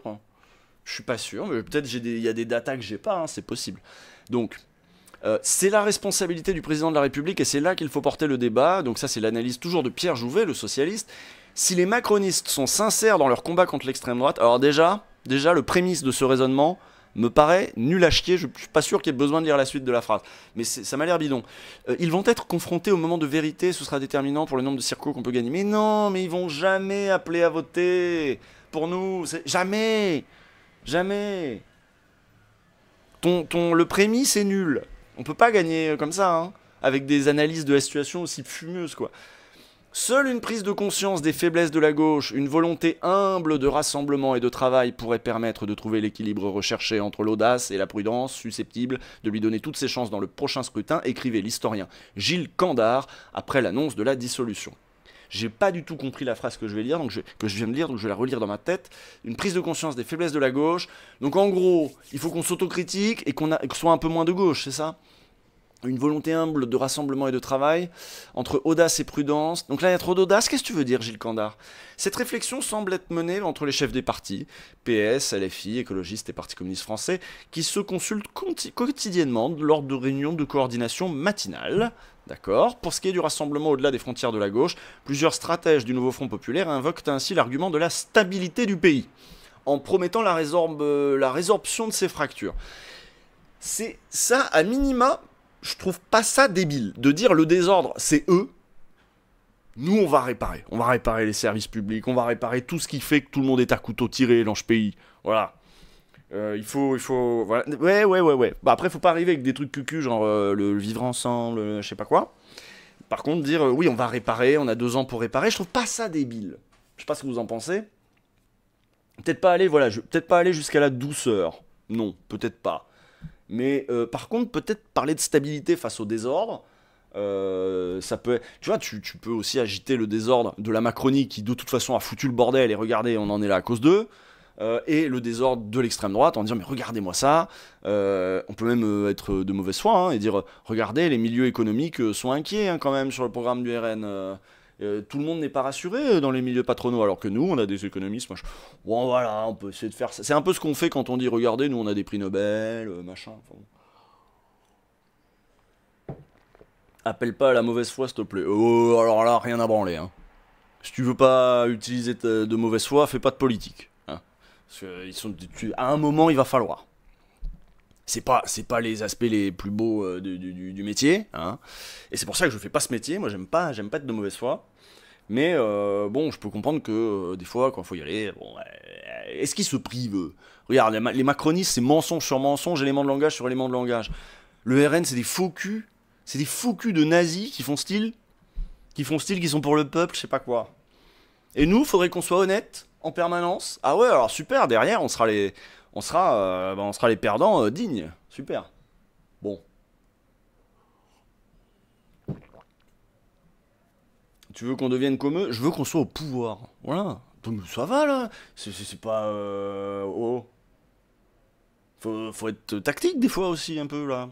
Bon, contrairement à Emmanuel Macron qui a cru pouvoir gouverner sans compromis, en ignorant l'électorat de gauche qu'il avait porté au pouvoir pour faire barrage à l'extrême droite, la gauche du NFP s'engage à tenir compte de la tripolarisation de la vie politique. Ah bon? Pourquoi? Donc David Cormand dit tout porte à croire que si nous sommes amenés à gouverner, il sera nécessaire d'aller chercher une majorité plus large que les députés du NFP. Il faut donc trouver un centre de gravité qui permet de diriger le pays sans frelater notre proposition politique, mais en tissant un lien abîmé dans ce pays. C'est-à-dire en gros commencer à discuter avec des macronistes de gauche qui puent du cul là, commencer à discuter avec le MoDem. Vous avez entendu Fuchs du MoDem là aujourd'hui là, le mec qui a dit oui bon les doubles nationalités, un franco-portugais c'est quand même pas pareil qu'un franco-béninois. Vous voulez qu'on aille discuter avec eux, là, qu'on gouverne avec eux? Ça va être compliqué, hein, peut-être sur des... texte par texte, projet par projet, comme disaient les Macronos. Non, mais c'est compliqué. Ouais, puis en plus, on va finir par se faire baiser. Ça, c'est juste pour donner plus de poids là, à l'aile droite du PS, là, qu'on va se retrouver avec des trucs comme ça. Enfin, là, c'est David Cormand qui dit ça, mais... Bon, en gros, ils disent, faut pas faire trop les gauchistes, ça va... Bon... Ah ouais, bah, c'est sûr, c'est pour ça qu'on a François Hollande, c'est pour faire ça. Si la bataille contre l'extrême droite s'annonce difficile et si les tensions internes au NFP ne manqueront pas d'éclater après les élections, l'Alliance se hisse donc dans l'immédiat à la hauteur de l'enjeu, en tâchant de ne pas oublier le cœur de son offre politique. Il n'y a aucune raison d'avoir peur de l'arrivée de la gauche au pouvoir. Cela signifierait au contraire des droits nouveaux et des libertés nouvelles, une émancipation nécessaire, promet le socialiste Pierre Jouvet. Mais promesse et socialiste dans la même phrase, excusez-moi, mais ça sent le rance. On a quand même un petit peu du mal. Et dans l'article, Mathieu, pourquoi il n'y a pas un seul insoumis dans l'article? Il n'y a pas d'insoumis. Il y a David Cormand, Pierre Jouvet. Si, il y a un sortant, un député que je connaissais pas. C'est tout. Bon, admettons. Bon, bah partons en campagne. Ah oui, il y avait Autain. Il y avait Autain, donc Clémentine, qui elle est contre la ligne Mélenchon. Donc, ah oui, donc, tu vois, moi dans ma tête, ils sont presque déjà plus dans le truc, quoi. Ils vont faire un petit groupe parlementaire à part, des entre-deux, LFI et PS écolo. Avec, hein. Bon, je pense que je vous ai fait une analyse à la main, juste avant le... Ah, il y a des gens de la barricade aussi qu'on raidé, merci la barricade. Bon voilà, je disais, je vous ai fait une analyse à la main avant l'article. À mon avis, ça va être la baston dans l'entre-deux tours. Je vous le dis, moi je vous le dis. On a quoi? Bah, c'est l'heure du deuxième reportage. Le reportage tourné par Libé dans la circo d'Elsa Faucillon. On parlait du PCF dans le chat là. Comment les quartiers populaires résistent à la percée du Rassemblement national. On va se regarder ça ensemble pour ma deuxième pause clope. Et alors là, oui c'est ça, Elsa Faucillon, elle est investie Elsa Faucillon, oui elle est investie. Parce que c'est vrai qu'au PCF aussi, vous savez, ils ont des problèmes de ligne, et Elsa Faucillon c'est une opposante à la ligne. Mais tu vois, il y a un truc, pareil, un truc qui a choqué personne. Mais pareil, là sur l'inéquité du traitement, il y a eu des purges chez les macronistes, il y a eu des purges, et il y en a eu plein. Notamment tous ceux qui n'ont pas accepté de voter la loi immigration, machin, il y a plein de gens qui n'ont pas été reconduits, il y a plein de gens qui n'ont pas eu leur investiture. Vous avez entendu parler de ça, vous? Nulle part. Non, est-ce que vous en avez entendu parler? Vraie question. Est-ce que vous avez entendu parler du fait qu'il y a plein de députés, y compris des sortants, là, enfin, il y a de Macronos, qui n'ont pas eu d'investiture, parce que ils n'avaient pas eu la bonne attitude, ils avaient été un peu déloyaux à des moments, non? Bah voilà. Bah voilà, oui, Gilles Legendre en fait partie, Voilà, donc c'est comme d'hab, quoi. Ça tape à bras raccourcis sur la FI pour 5 non reconduits. Alors les autres, par contre, tu peux y aller. Si t'es macroniste, tu peux faire ce que tu veux. Tu peux faire des dérapages d'extrême droite. Tu peux faire des trucs comme ça. Et pas de problème, quoi. Bon, bref. Retour dans les...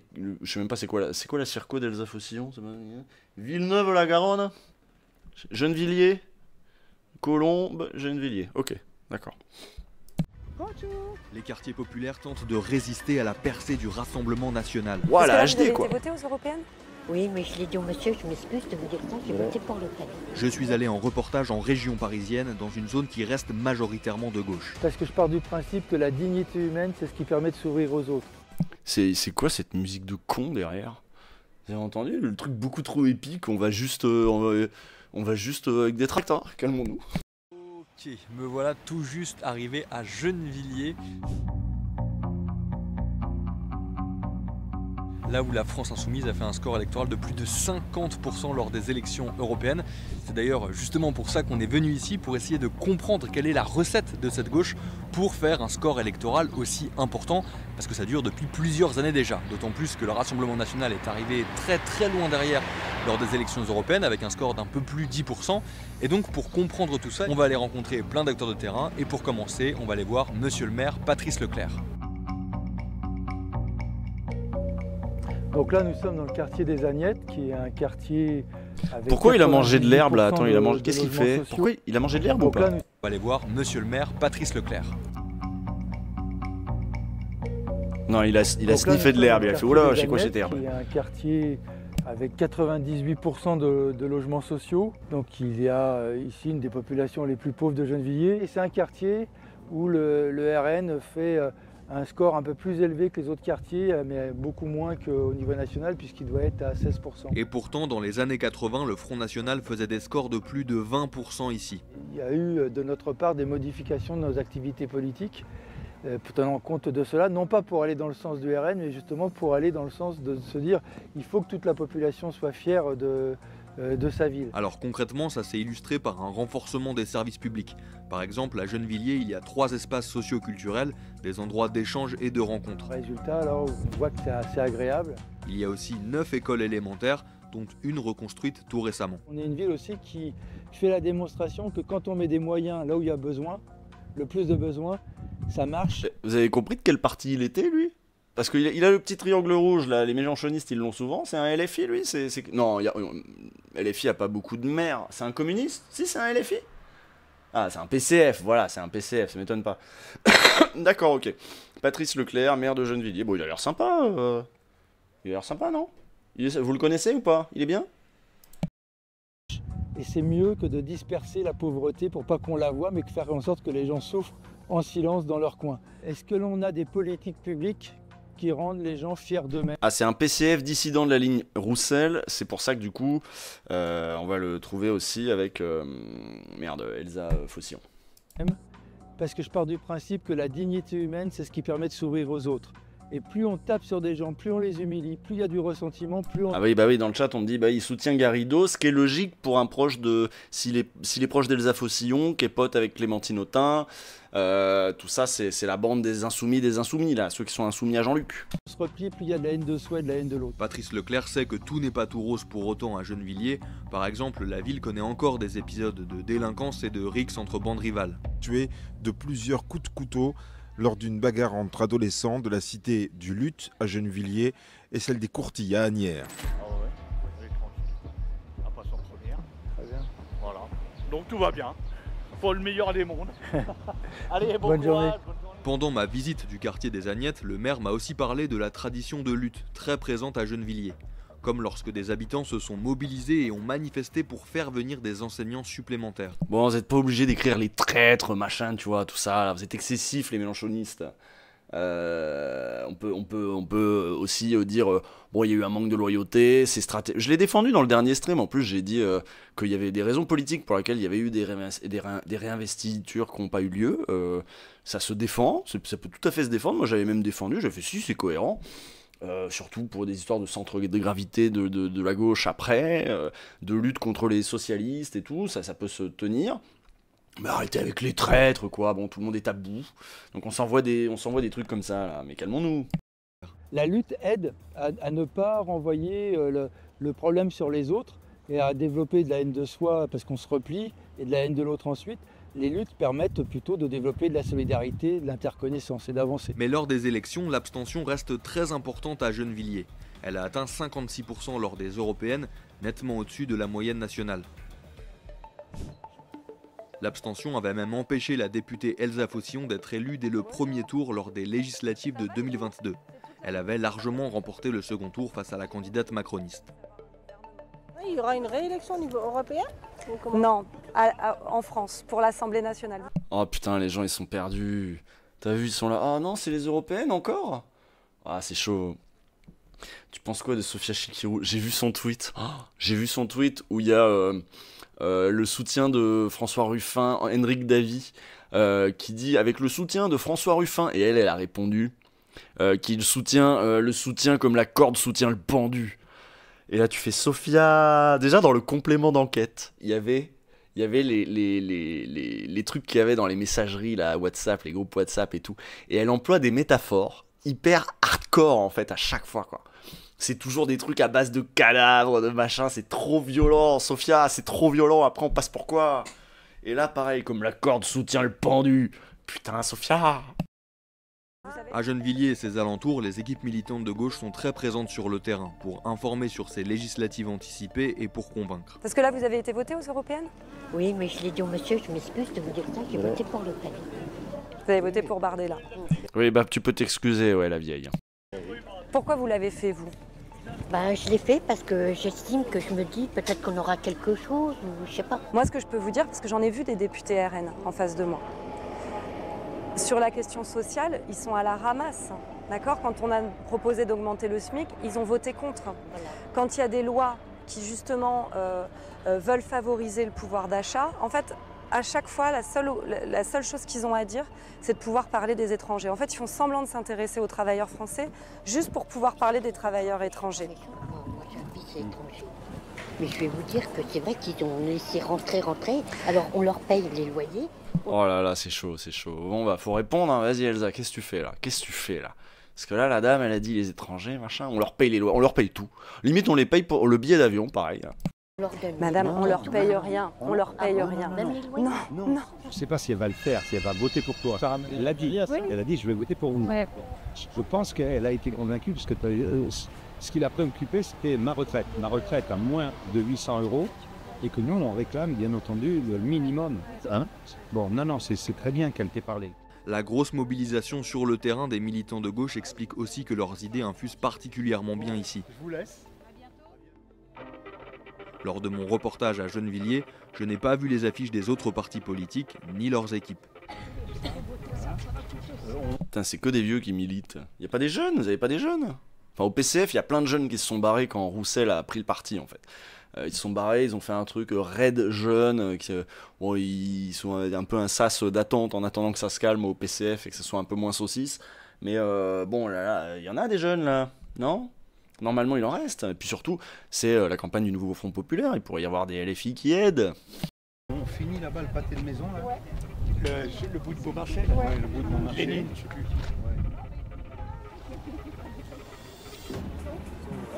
Ouais. Voilà, et elle fait partie du Front Populaire.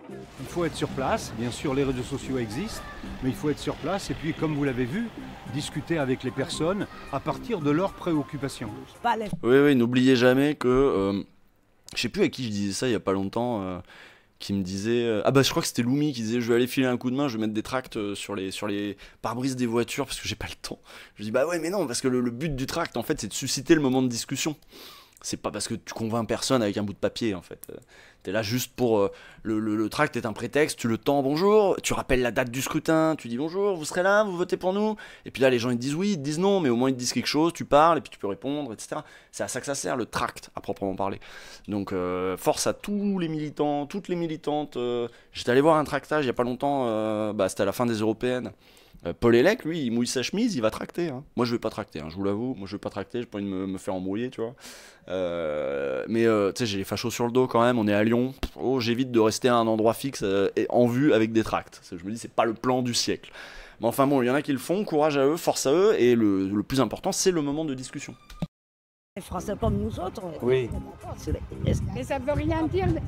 Par exemple, Ça veut rien dire. Moi, je suis d'origine immigrée, d'origine italienne. Mais Bah oui. toi, ça se voit un peu. Un Mais petit moi- peu. Vous avez vu comment elle est avec moi? Bonjour. Pour les élections législatives. Oui, c'est ça. Je ne tracte pas. Je ne tracte pas. Les tracts appartiennent au gouvernement américain 70, 12, 92. Les gens, ils ont une vue aussi de la politique et de ceux qui font la politique très éloignée. Parce que c'est vous que ça regarde aussi, qu'ils fassent le lien entre les politiques, la politique et des gens qui vivent comme eux dans les mêmes quartiers et que ça, c'est fondamental. Parce que les gens, ils ne se désintéressent pas du tout de la politique. C'est la politique qui se désintéresse. Ouais, j'ai vu qu'ils sont partis sur le truc des tracts en arabe. Alors la dernière fois, les tracts en arabe, c'était des faux. Hein. J'ai vu la réaction de... Je sais pas si je peux retrouver ça. J'avais vu la réaction de Yann Brossard, qui était pas mal, que j'ai trouvé assez cool. Je vais essayer de vous trouver ça. Mais la dernière fois, c'était des fakes. Hein. C'était le RN. D'ailleurs, je crois que Marine Le Pen a été condamnée pour ses faux tracts en mode full écrit en arabe pour dire Mélenchon est avec nous, il est pour le djihad. En gros, tu vois, c'était à peu près ça. Et c'était pas des vrais tracts, quoi. Donc je sais pas si cette fois-ci c'est des vrais tracts. Je crois que Yann Brossard en plateau n'avait pas l'information non plus. Voilà, j'ai retrouvé l'extrait. Mais regardez la réaction de Yann Brossard. Ah bah.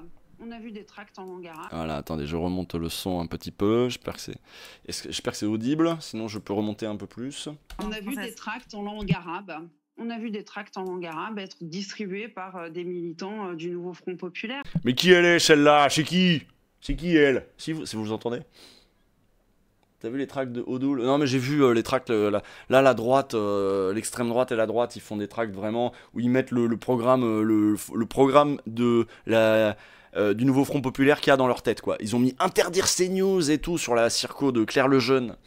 C'est le tract de Odoul sur lequel il y a marqué interdire CNews. Puis ils mettent des propositions qu'il n'y a pas dans le programme du Nouveau Front Populaire. Ils s'en battent les couilles. Au pire, ils seront condamnés après, en fait. Ou pas. Ils seront peut-être pas condamnés s'ils arrivent au pouvoir assez vite, assez tôt. Regardez donc du coup la suite. Donc elle, je sais pas qui c'est. Vous savez qui c'est, elle? Vous savez qui c'est, la dame qui parle de chez elle, là? Moi, je sais pas qui c'est. C'est une meuf normale, on sait pas qui c'est? Non? Non, personne ne sait qui c'est. C'est une raciste? Oui, bah on dirait que c'est une raciste, oui, ça. Une connasse? Oh, je vous en prie. Un petit peu de... Édouard Philippe, c'est une meuf d'Horizon. C'est une candidate Horizon qu'on connaît pas? Bah c'est encore plus grave. Bah écoutez, donc elle dit on a vu des tracts en langue arabe. C'est vrai ça, pardon, je pense que les valeurs de la République, elles sont importantes. Ouais, alors en plus la journaliste, là, elle, je vois qui c'est. C'est clairement pas une des plus de gauche de France Info. Hein. Et une des plus de gauche de France Info, ça veut dire que bon, c'est une droitiflex, c'est une droitiflex. Et alors là, vous avez vu comme elle a bondi, elle a entendu tract en arabe, elle regarde Yann Brossa direct. C'est vrai ça, Yann Brossa? Des tracts en arabe? C'est vrai ça? Mais attends, tu te calmes. Ça me choque pas qu'on puisse s'adresser. Ça faut se méfier. Moi maintenant, depuis Dora Muto, je vois des meufs en robe à fleurs, je suis inquiet à chaque fois. Alors que j'avais une bonne image des robes à fleurs avec Cécile Duflot, et puis maintenant je suis inquiet des fois. C'est dans toutes les langues aux électeurs, je vois pas où est le problème. Aux électeurs français? Bah et alors? On s'adresse pas aux électeurs français en français? Moi je pense que dans toutes les langues qu'on veut, c'est quoi le souci? Bah, est-ce que vous verrez le président de la République faire une allocution dans une autre langue que le français? T'as vu comment elle est? On s'adresse pas aux électeurs français en leur parlant en arabe, Yann Brossa. Une interview en anglais? C'est pas une allocution au français, il s'adresse pas aux Français quand il parle en anglais en l'occurrence. En l'occurrence, je vois pas le problème. Mais vous confirmez l'existence de ces tracts en langue arabe? C'est pas le cas à Paris, moi je suis élu de Paris. En l'occurrence, si c'est le cas, ça ne me pose pas le moindre problème. On a vu des tracts en langue arabe. On a vu des tracts en langue arabe. Donc voilà, il défend le truc. Il dit bah, j'en sais rien, je sais pas d'où vous me sortez ça, moi je l'ai pas vu. Enfin, quand bien même ce serait le cas, et alors quoi? Ah, par contre, la présentatrice de France Info, j'ai pas son nom à elle, je sais plus laquelle c'est, la journaliste, mais elle est choc-barre. Hein. Choc-barre de baiser. Hein. Bon, dernier article pour ce soir, avant de clore ce stream. Parce que là, il est quelle heure là? Ah oui, quand même. On est sur du quasiment minuit. Et moi, j'ai bu du café à cette heure-là. Alors, Libération. Non, Libération, on a fini. Libération, c'est fini. Hop, on retourne sur Mediapart. Et on va s'occuper des flics. On va s'inquiéter des flics, plutôt. Hop, on remet article. Tac. Voilà. T'as un examen demain? Bah oui, mais moi aussi, je travaille demain. Je vais me coucher direct après. Ok. Donc, on a dit. Retour sur Mediapart pour un article de Pascal Pascariello. Ils sont préfets, brigadiers chefs, commissaires, CRS ou majors et, sous couvert d'anonymat, ont accepté de sortir de leur devoir de réserve. Plusieurs d'entre eux votent RN pour privilégier les Français et pour plus de protection pour les forces de l'ordre. D'autres, au contraire, craignent que certains policiers laissent libre cours à leurs bas instincts. Or, on les connaît, ces bas instincts. À l'occasion des législatives, les syndicats de police, très puissants dans cette profession, n'ont pas appelé à faire barrage contre le RN, comme l'avait fait en 2017 l'association majoritaire Alliance Police Nationale. Et ça, je vous ai déjà parlé, on a fait un OLG sur les syndicats de police, notamment au moment où ils avaient manifesté devant l'Assemblée nationale au cri de le problème de la police, c'est la justice. Et on avait parlé de cette droitisation avec, je me souviens, on avait interviewé Mathieu Suc, qui suit les questions de sécurité pour Mediapart, qui nous racontait cette radicalisation justement d'Alliance. Et ça fait bizarre aujourd'hui de lire que Alliance avait appelé au barrage contre le RN en 2017. Ça paraît un autre monde. Vous voyez, c'est 7 ans là ce qu'ils ont fait au pays. Donc, bien au contraire, donc Alliance n'appelle pas à évidemment faire barrage au RN, mais ça m'étonne même qu'il l'ait fait avant. Donc le syndicat Alliance, réputé très à droite, a ciblé dans une lettre ouverte rendue publique le 20 juin le nouveau Front Populaire et en particulier, sans les citer nommément, des figures de la France insoumise, pseudo-militants politiques anti-flics, menaces pour les forces de l'ordre. Une position largement partagée par plusieurs policiers qui, sous couvert d'anonymat, ont accepté de sortir de leur devoir de réserve et de témoigner auprès de Mediapart. Fils d'ouvrier, Raphaël, 49 ans, était traditionnellement à gauche jusqu'à ce qu'elle trahisse les plus précaires. Donc du coup, direction le RN, comme ça eux ils promettent même rien aux plus précaires, donc comment il n'y aura pas de trahison, c'est sûr, c'est mieux. Ce brigadier chef, qui a passé la majorité de sa carrière dans des services d'enquête, en particulier à Paris, en banlieue parisienne, a progressivement glissé vers l'extrême droite. Oups, pardon chef, j'ai glissé. Dès les premiers moments de notre échange, ce policier nous rappelle les propos de plusieurs élus France Insoumise qui les traitent de meurtriers. Ce parti veut les désarmer et partage les slogans de la manifestation contre l'extrême droite. Un flic mort égale un vote RN en moins. Alors ça, jamais un LFI, un candidat ne pourrait partager ce slogan, ça n'est pas possible. Mais enfin bon. Avec ça, ils ont réussi à faire gagner des voix au RN. Ne décolère pas ce policier, dont une partie de sa famille est mélenchoniste. Bah oui, mais si vous dites, tu prends les pancartes les plus vénères et tu dis en fait c'est des députés, ils sont d'accord avec ça, qu'est-ce que t'en sais qu'ils sont d'accord avec ça? Un bon flic est un flic mort ou je sais pas quoi, une voix au RN en moins, et il n'y a aucun député LFI qui va dire ça sur un plateau. Lors d'un récent déjeuner, mon beau-frère m'a dit, si Bardella passe, je serai sur les barricades. Et toi? Je lui ai répondu, un conseil, si je suis en face de toi, cours. Waouh! Waouh, t'as entendu la phrase? Je vous la refais. Lors d'un récent déjeuner, mon beau-frère m'a dit « Si Bardella passe, je serai sur les barricades. Et toi ?» Et je lui ai répondu « Un conseil, si je suis en face de toi, cours. » Ça veut dire on va vous défoncer. Depuis, il est proscrit de parler politique lors des réunions familiales. Voilà. Ancien électeur de gauche, Raphaël a voté pour Nicolas Sarkozy en 2007. Ah oui, donc ça fait longtemps. Ça fait longtemps qu'il n'est plus électeur de gauche, Raphaël. Il s'est abstenu en 2012 et a mis son bulletin pour Marine Le Pen ensuite, après le premier quinquennat de Macron, en 2022. D'accord. Bon, enfin bon, entre Sarkozy et Le Pen, il n'y a pas non plus un fossé, on va dire. Macron a définitivement contribué à mon basculement vers l'extrême droite, explique-t-il.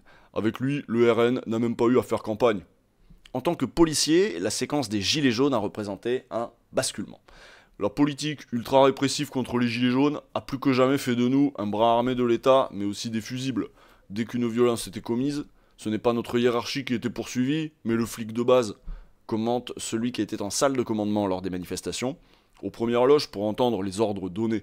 Et là, il a pas tort. Je lui fais peut-être une voix d'abruti, mais il a pas tort. Il a pas tort de dire... c'est pas les donneurs d'ordre qui ont été tenus responsables du truc. C'est vrai. Depuis longtemps, avec la disparition de nos missions de proximité et de prévention, notre fonction principale de gardien de la paix s'est réduite à peau de chagrin, devenant le bras armé d'un gouvernement qui a imposé des réformes économiques... Allez, change d'accent encore de route, mon truc. Qui a imposé des réformes économiques violentes pour la majorité des Français. Bah là non plus, il a pas tort. Mais avec Emmanuel Macron, une étape a été franchie, et j'ai le sentiment d'avoir été surinstrumentalisé par le pouvoir, qui a dressé les gilets jaunes, représentés comme des casseurs, contre nous, les flics, caricaturés comme des violents. Caricaturés, je sais pas si on peut parler de caricature, quoi. Au début du mouvement des gilets jaunes, certains policiers qui ont apporté leur soutien aux manifestants sur les ronds-points ont été rappelés à l'ordre, avec toutes les conséquences que cela peut avoir sur leur carrière. Oui, sans doute. Mais là, voilà, en fait, il dit pas que des conneries, hein. Tout ce qu'il dit là, c'est vrai, hein. Tout ce qu'il dit là, c'est vraiment vrai, hein. Sauf que le truc, c'est qu'on voit qu'il s'émeut plus pour les gilets jaunes que pour les trucs de banlieue, que pour les... Ouais, là, on voit que, bon, c'était des blancs en face, il a pas aimé particulièrement taper sur des blancs, peut-être, c'est peut-être un peu ça. Depuis 2 ans, Raphaël a rejoint le commissariat d'une ville moyenne de centre de la France. Quand j'ai commencé, il y a 25 ans, les jeunes de cité ne mouftaient pas. Mais aujourd'hui, ils sont dans la provocation. Ah ouais, tu trouves ? Lors d'une récente interpellation, l'un d'eux a fait mine de prendre l'arme de Raphaël, et celui-ci a dû le pousser. Ne serait-ce que ce geste de ma part pourrait être vu comme une violence, tout est compliqué. Ouais, tu vas un peu loin, gros. Après, c'est sûr, c'est chaud, le mec qui fait mine de prendre ton arme, putain, là, je la jouerais pas comme ça avec des flics, hein. Faut être un peu zinzin, quoi. Ne serait-ce que ce geste de ma part pourrait être vu comme une violence, je pense que ça dépend comment tu l'as poussé, mais normalement ça va, quoi. Normalement, de toute façon, tes potes vont te couvrir, on sait comment ça va se passer, hein. Raphaël espère que le Rassemblement national, avec la préférence nationale, mettra fin aux avantages que les étrangers ont en France. Donc Raphaël est quand même raciste, hein, ne l'oublions pas. En tant que policier, la pire menace serait l'arrivée de LFI au pouvoir. Je suis pour qu'il y ait plus de sévérité, que les peines planchées soient rétablies et qu'on cesse de voir des jeunes ne jamais passer par la casse-prison. Il attend aussi davantage de protection pour les forces de l'ordre. Gros, vous êtes bien déjà là, hein. En particulier avec la présomption de légitime défense défendue par le RN. Bon là, voilà, hein, c'est chaud, hein. J'ai oublié un paragraphe. Ah oui, t'as raison. Tous les jours, ce policier est confronté à la misère humaine, nous dit-il, avec 2700 € par mois. Ah ouais, lui, c'est 2700 € par mois. Ça va. Il me manque des dents que je n'ai pas les moyens de me faire refaire. Et j'ai eu, il y a quelques mois, un très grave problème de santé pour lequel j'ai eu 3 opérations, 1 semaine d'hospitalisation, ayant dû avoir recours à la mutuelle de ma femme pour y faire face. Alors là, le problème, c'est que autant, là, tu te dis, mais... le programme du Front Populaire, t'inquiète, on va refaire les remboursements, la sécu, les hôpitaux, ils vont mieux marcher et tout. Mais je crois que lui, il préférait qu'on lui dise et pour ta corporation, on va faire une exception et en fait, on va vous faire un service qui marche pour vous, les policiers. Je crois il croit tellement pas qu'on puisse faire des services publics qui marchent pour tout le monde. Et puis surtout, il n'a pas forcément envie qu'ils marchent pour tout le monde. Parce que vu qu'il n'aime pas les étrangers, il n'a pas forcément envie que les étrangers puissent se refaire les dents, hein. Donc, il va préférer dire non, Rassemblement national. Je préférais que nous, on ait des remboursements, quoi. Donc, il défend donc la présomption. Raphaël a été percuté par une voiture dont le conducteur avait refusé d'être contrôlé en 2013.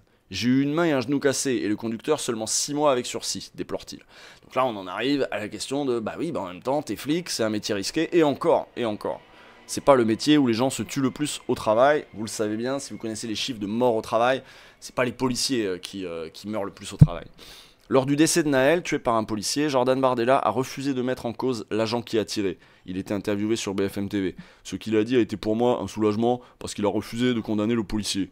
Oui, mais ça, sauf que lui, il n'avait pas été percuté par une voiture. Lui, il était à côté de la porte et il a tiré à bout portant dans la tête d'un gamin. Donc là, je pense qu'il aurait peut-être fallu condamner le policier quand même. Aujourd'hui, on ne peut plus sortir notre arme lorsqu'un délinquant refuse d'obtempérer. Mais bien sûr que si, c'est tout le problème. Avec le RN, on pourra le faire sans être taxé d'assassin. Ben non, vous serez quand même taxé d'assassin, sauf si évidemment on reprise en main totale, y compris des médias, pour que plus jamais il n'y ait un mot plus haut que l'autre contre vous. C'est évidemment ça aussi le projet du RN et je pense que ça, il l'a un peu compris. Si le RN remporte la majorité absolue aux législatives, Éric, 50 ans, qui dirige près de 300 agents et agentes dans l'Est, s'inquiète de voir des policiers se lâcher, qu'il n'y ait plus de garde-fous et que certains laissent libre cours à leurs bas instincts. Il prend l'exemple des révoltes qui ont éclaté à la suite du décès de Nahel en juin 2023. Il y a eu des policiers qui ont tabassé certains jeunes en oubliant tout cadre légal. Si le RN passe, jusqu'où iront-ils avec un sentiment d'impunité plus grand? Ou à quelle fréquence auront lieu ces violences? Eh bah oui, bah oui. Là, lui, j'essaie de lui faire une voix stylée parce que lui, il est gentil, tu vois. lui, c'est moins un gros bâtard, quoi. Donc, selon ce commissaire, les policiers se sentent seuls contre tous. Et certains se comportent comme les jeunes délinquants auxquels ils ont affaire. Ce commissaire estime que... Bah oui, parce qu'eux, ils parlent de notre camp contre... Vous avez vu la vidéo aujourd'hui de... Regardez, je vais vous montrer la vidéo aujourd'hui publiée par Tajmat. Je vais vous la montrer, et vous allez voir, c'est surtout la fin, là. C'est surtout la fin où vous allez voir comment les policiers pensent, en fait. Alors, on le sait comment les policiers pensent, parce qu'il y a quand même eu beaucoup de sujets. Il y a quand même eu beaucoup de sujets sur les boucles internes de flics, comment ils parlent entre eux. Il y a eu beaucoup de gens qui ont parlé aussi de leurs difficultés, du racisme à l'intérieur même de la police, entre eux, quoi, si vous voulez. Voilà, je l'ai retrouvé. 1 minute 40, ça devrait aller. Tac. Donc contrôle le mec, je sais pas, permis, je sais pas quoi, regardons ça ensemble, et écoutez bien ce que dit le policier, surtout à la fin.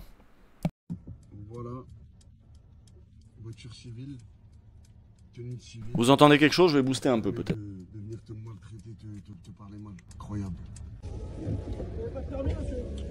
Si, j'ai le permis, monsieur. Non, il n'y a pas de permis, monsieur. Bah, je voulais présenter. Ah oui, non, vous n'avez rien présenté pour l'instant. C'est une photocopie de merde d'un truc, et au fichier de police, vous n'avez aucun permis, monsieur, en préfecture. Parce que vous avez mal d'orthographie, à mon avis. Sérieux? C'est sûr? Ouais, c'est sûr. Ah bah ouais.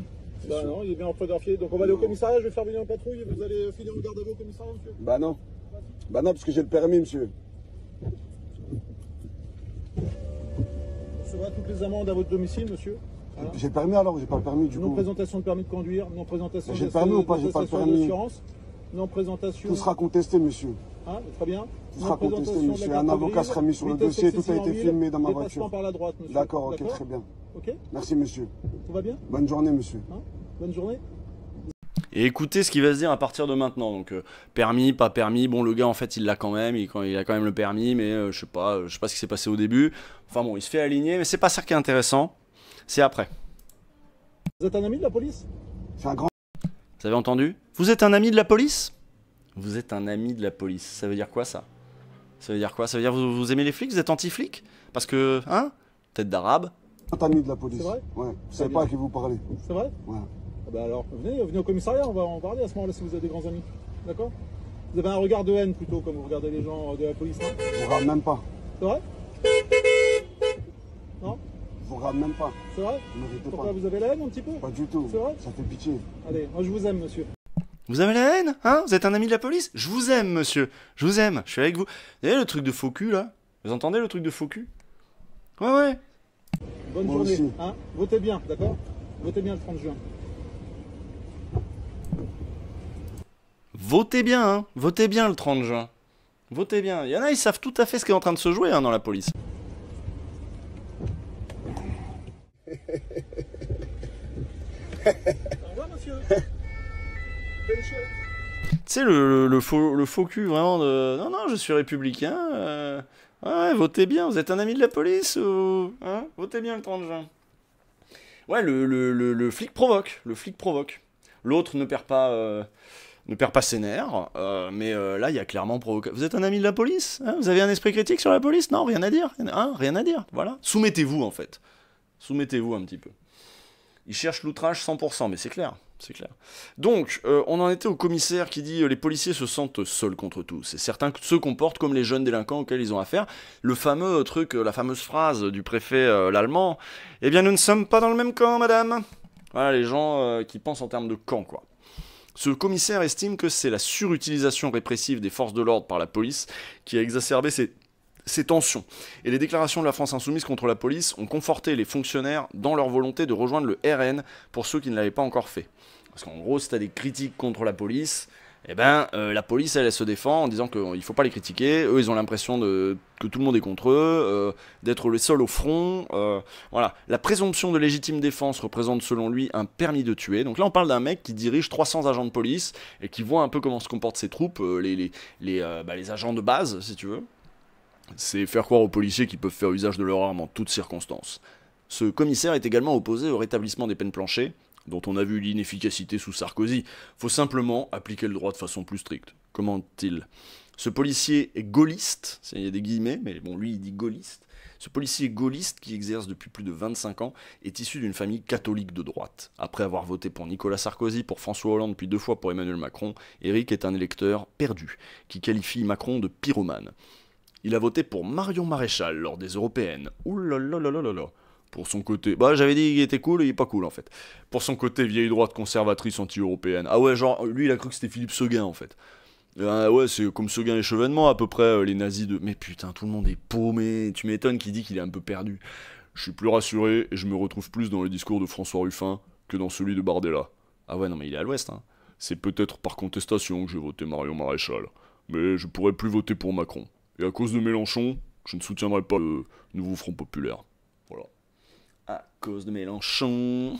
Avec le RN, j'ai déjà peur des nuits d'émeute que nous allons devoir affronter. Alors du coup, je refais une voix de con, hein. Tant pis. J'ai déjà peur des nuits d'émeute que nous allons devoir affronter, alors même que toutes les forces de police sont mobilisées pour les Jeux Olympiques. Et là, je pense que les policiers iront encore plus loin dans les violences qu'ils n'ont pu le faire lors de juillet dernier. Eh ben putain... Si, le policier redoute aussi, si le RN remporte l'élection, des interpellations de sans-papiers qui sont pas des délinquants mais qui sont intégrés, qui payent leurs impôts, qui ont des enfants scolarisés, ce qu'on a vécu sous Sarkozy. Je rappelle que sous Sarkozy, on pouvait aller...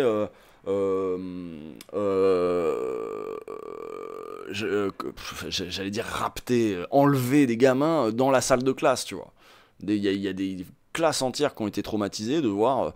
des flics débarquer pour ramener un gamin parce que bah ouais, il avait pas la nationalité, ses parents peut-être pas non plus, etc.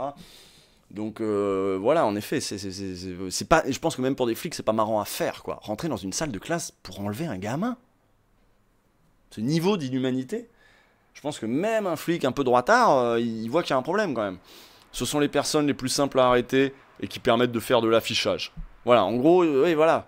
Choper les sans-papiers les plus intégrés parce qu'eux, ils courent moins vite. Vous allez faire quoi? Des descentes dans les arrière-cuisines pour choper les mecs qui font la plonge?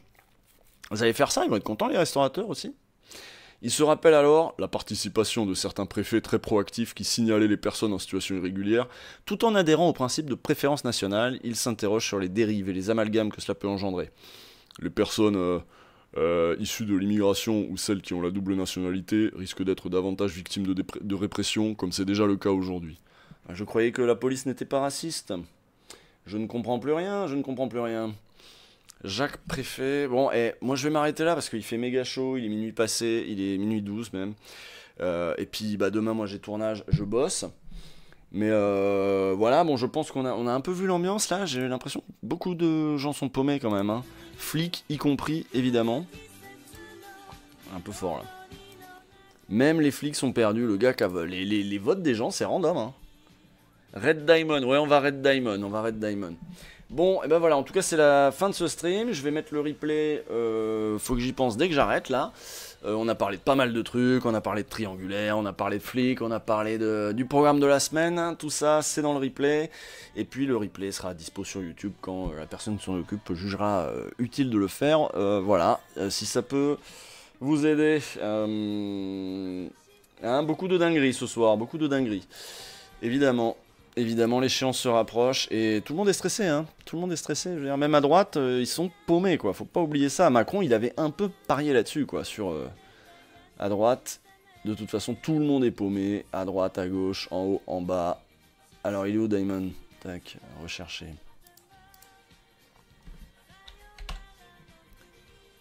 Voilà, j'ai trouvé. Hop, tac. Poutou à Carcassonne, Le Vieux sur France 2 et React Nocturne LMCP. Je sais pas ce que c'est LMCP. Très bien, très bien. Et ben voilà, on va lancer le raid. Moi, faut que je me calme parce que j'ai bu du café et tout là pendant ce truc.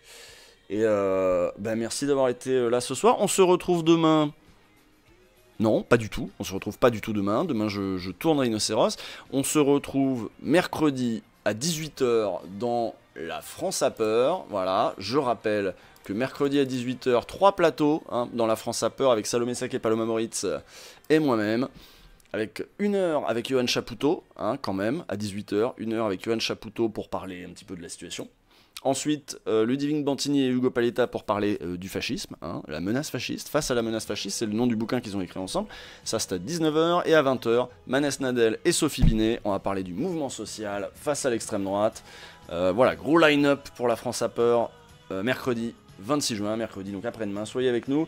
Et jeudi soir, c'est Backseat, et voilà, et je crois que j'ai tout dit. Et vendredi, je serai sur Au Poste avec plein d'autres gens de la gauche parisienne, type les invités d'Au Poste de d'habitude, Ligue des droits de l'homme, un peu de Mediapart, voilà.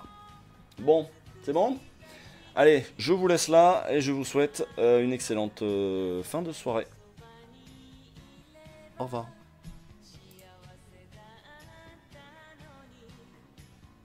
Et je coupe le stream.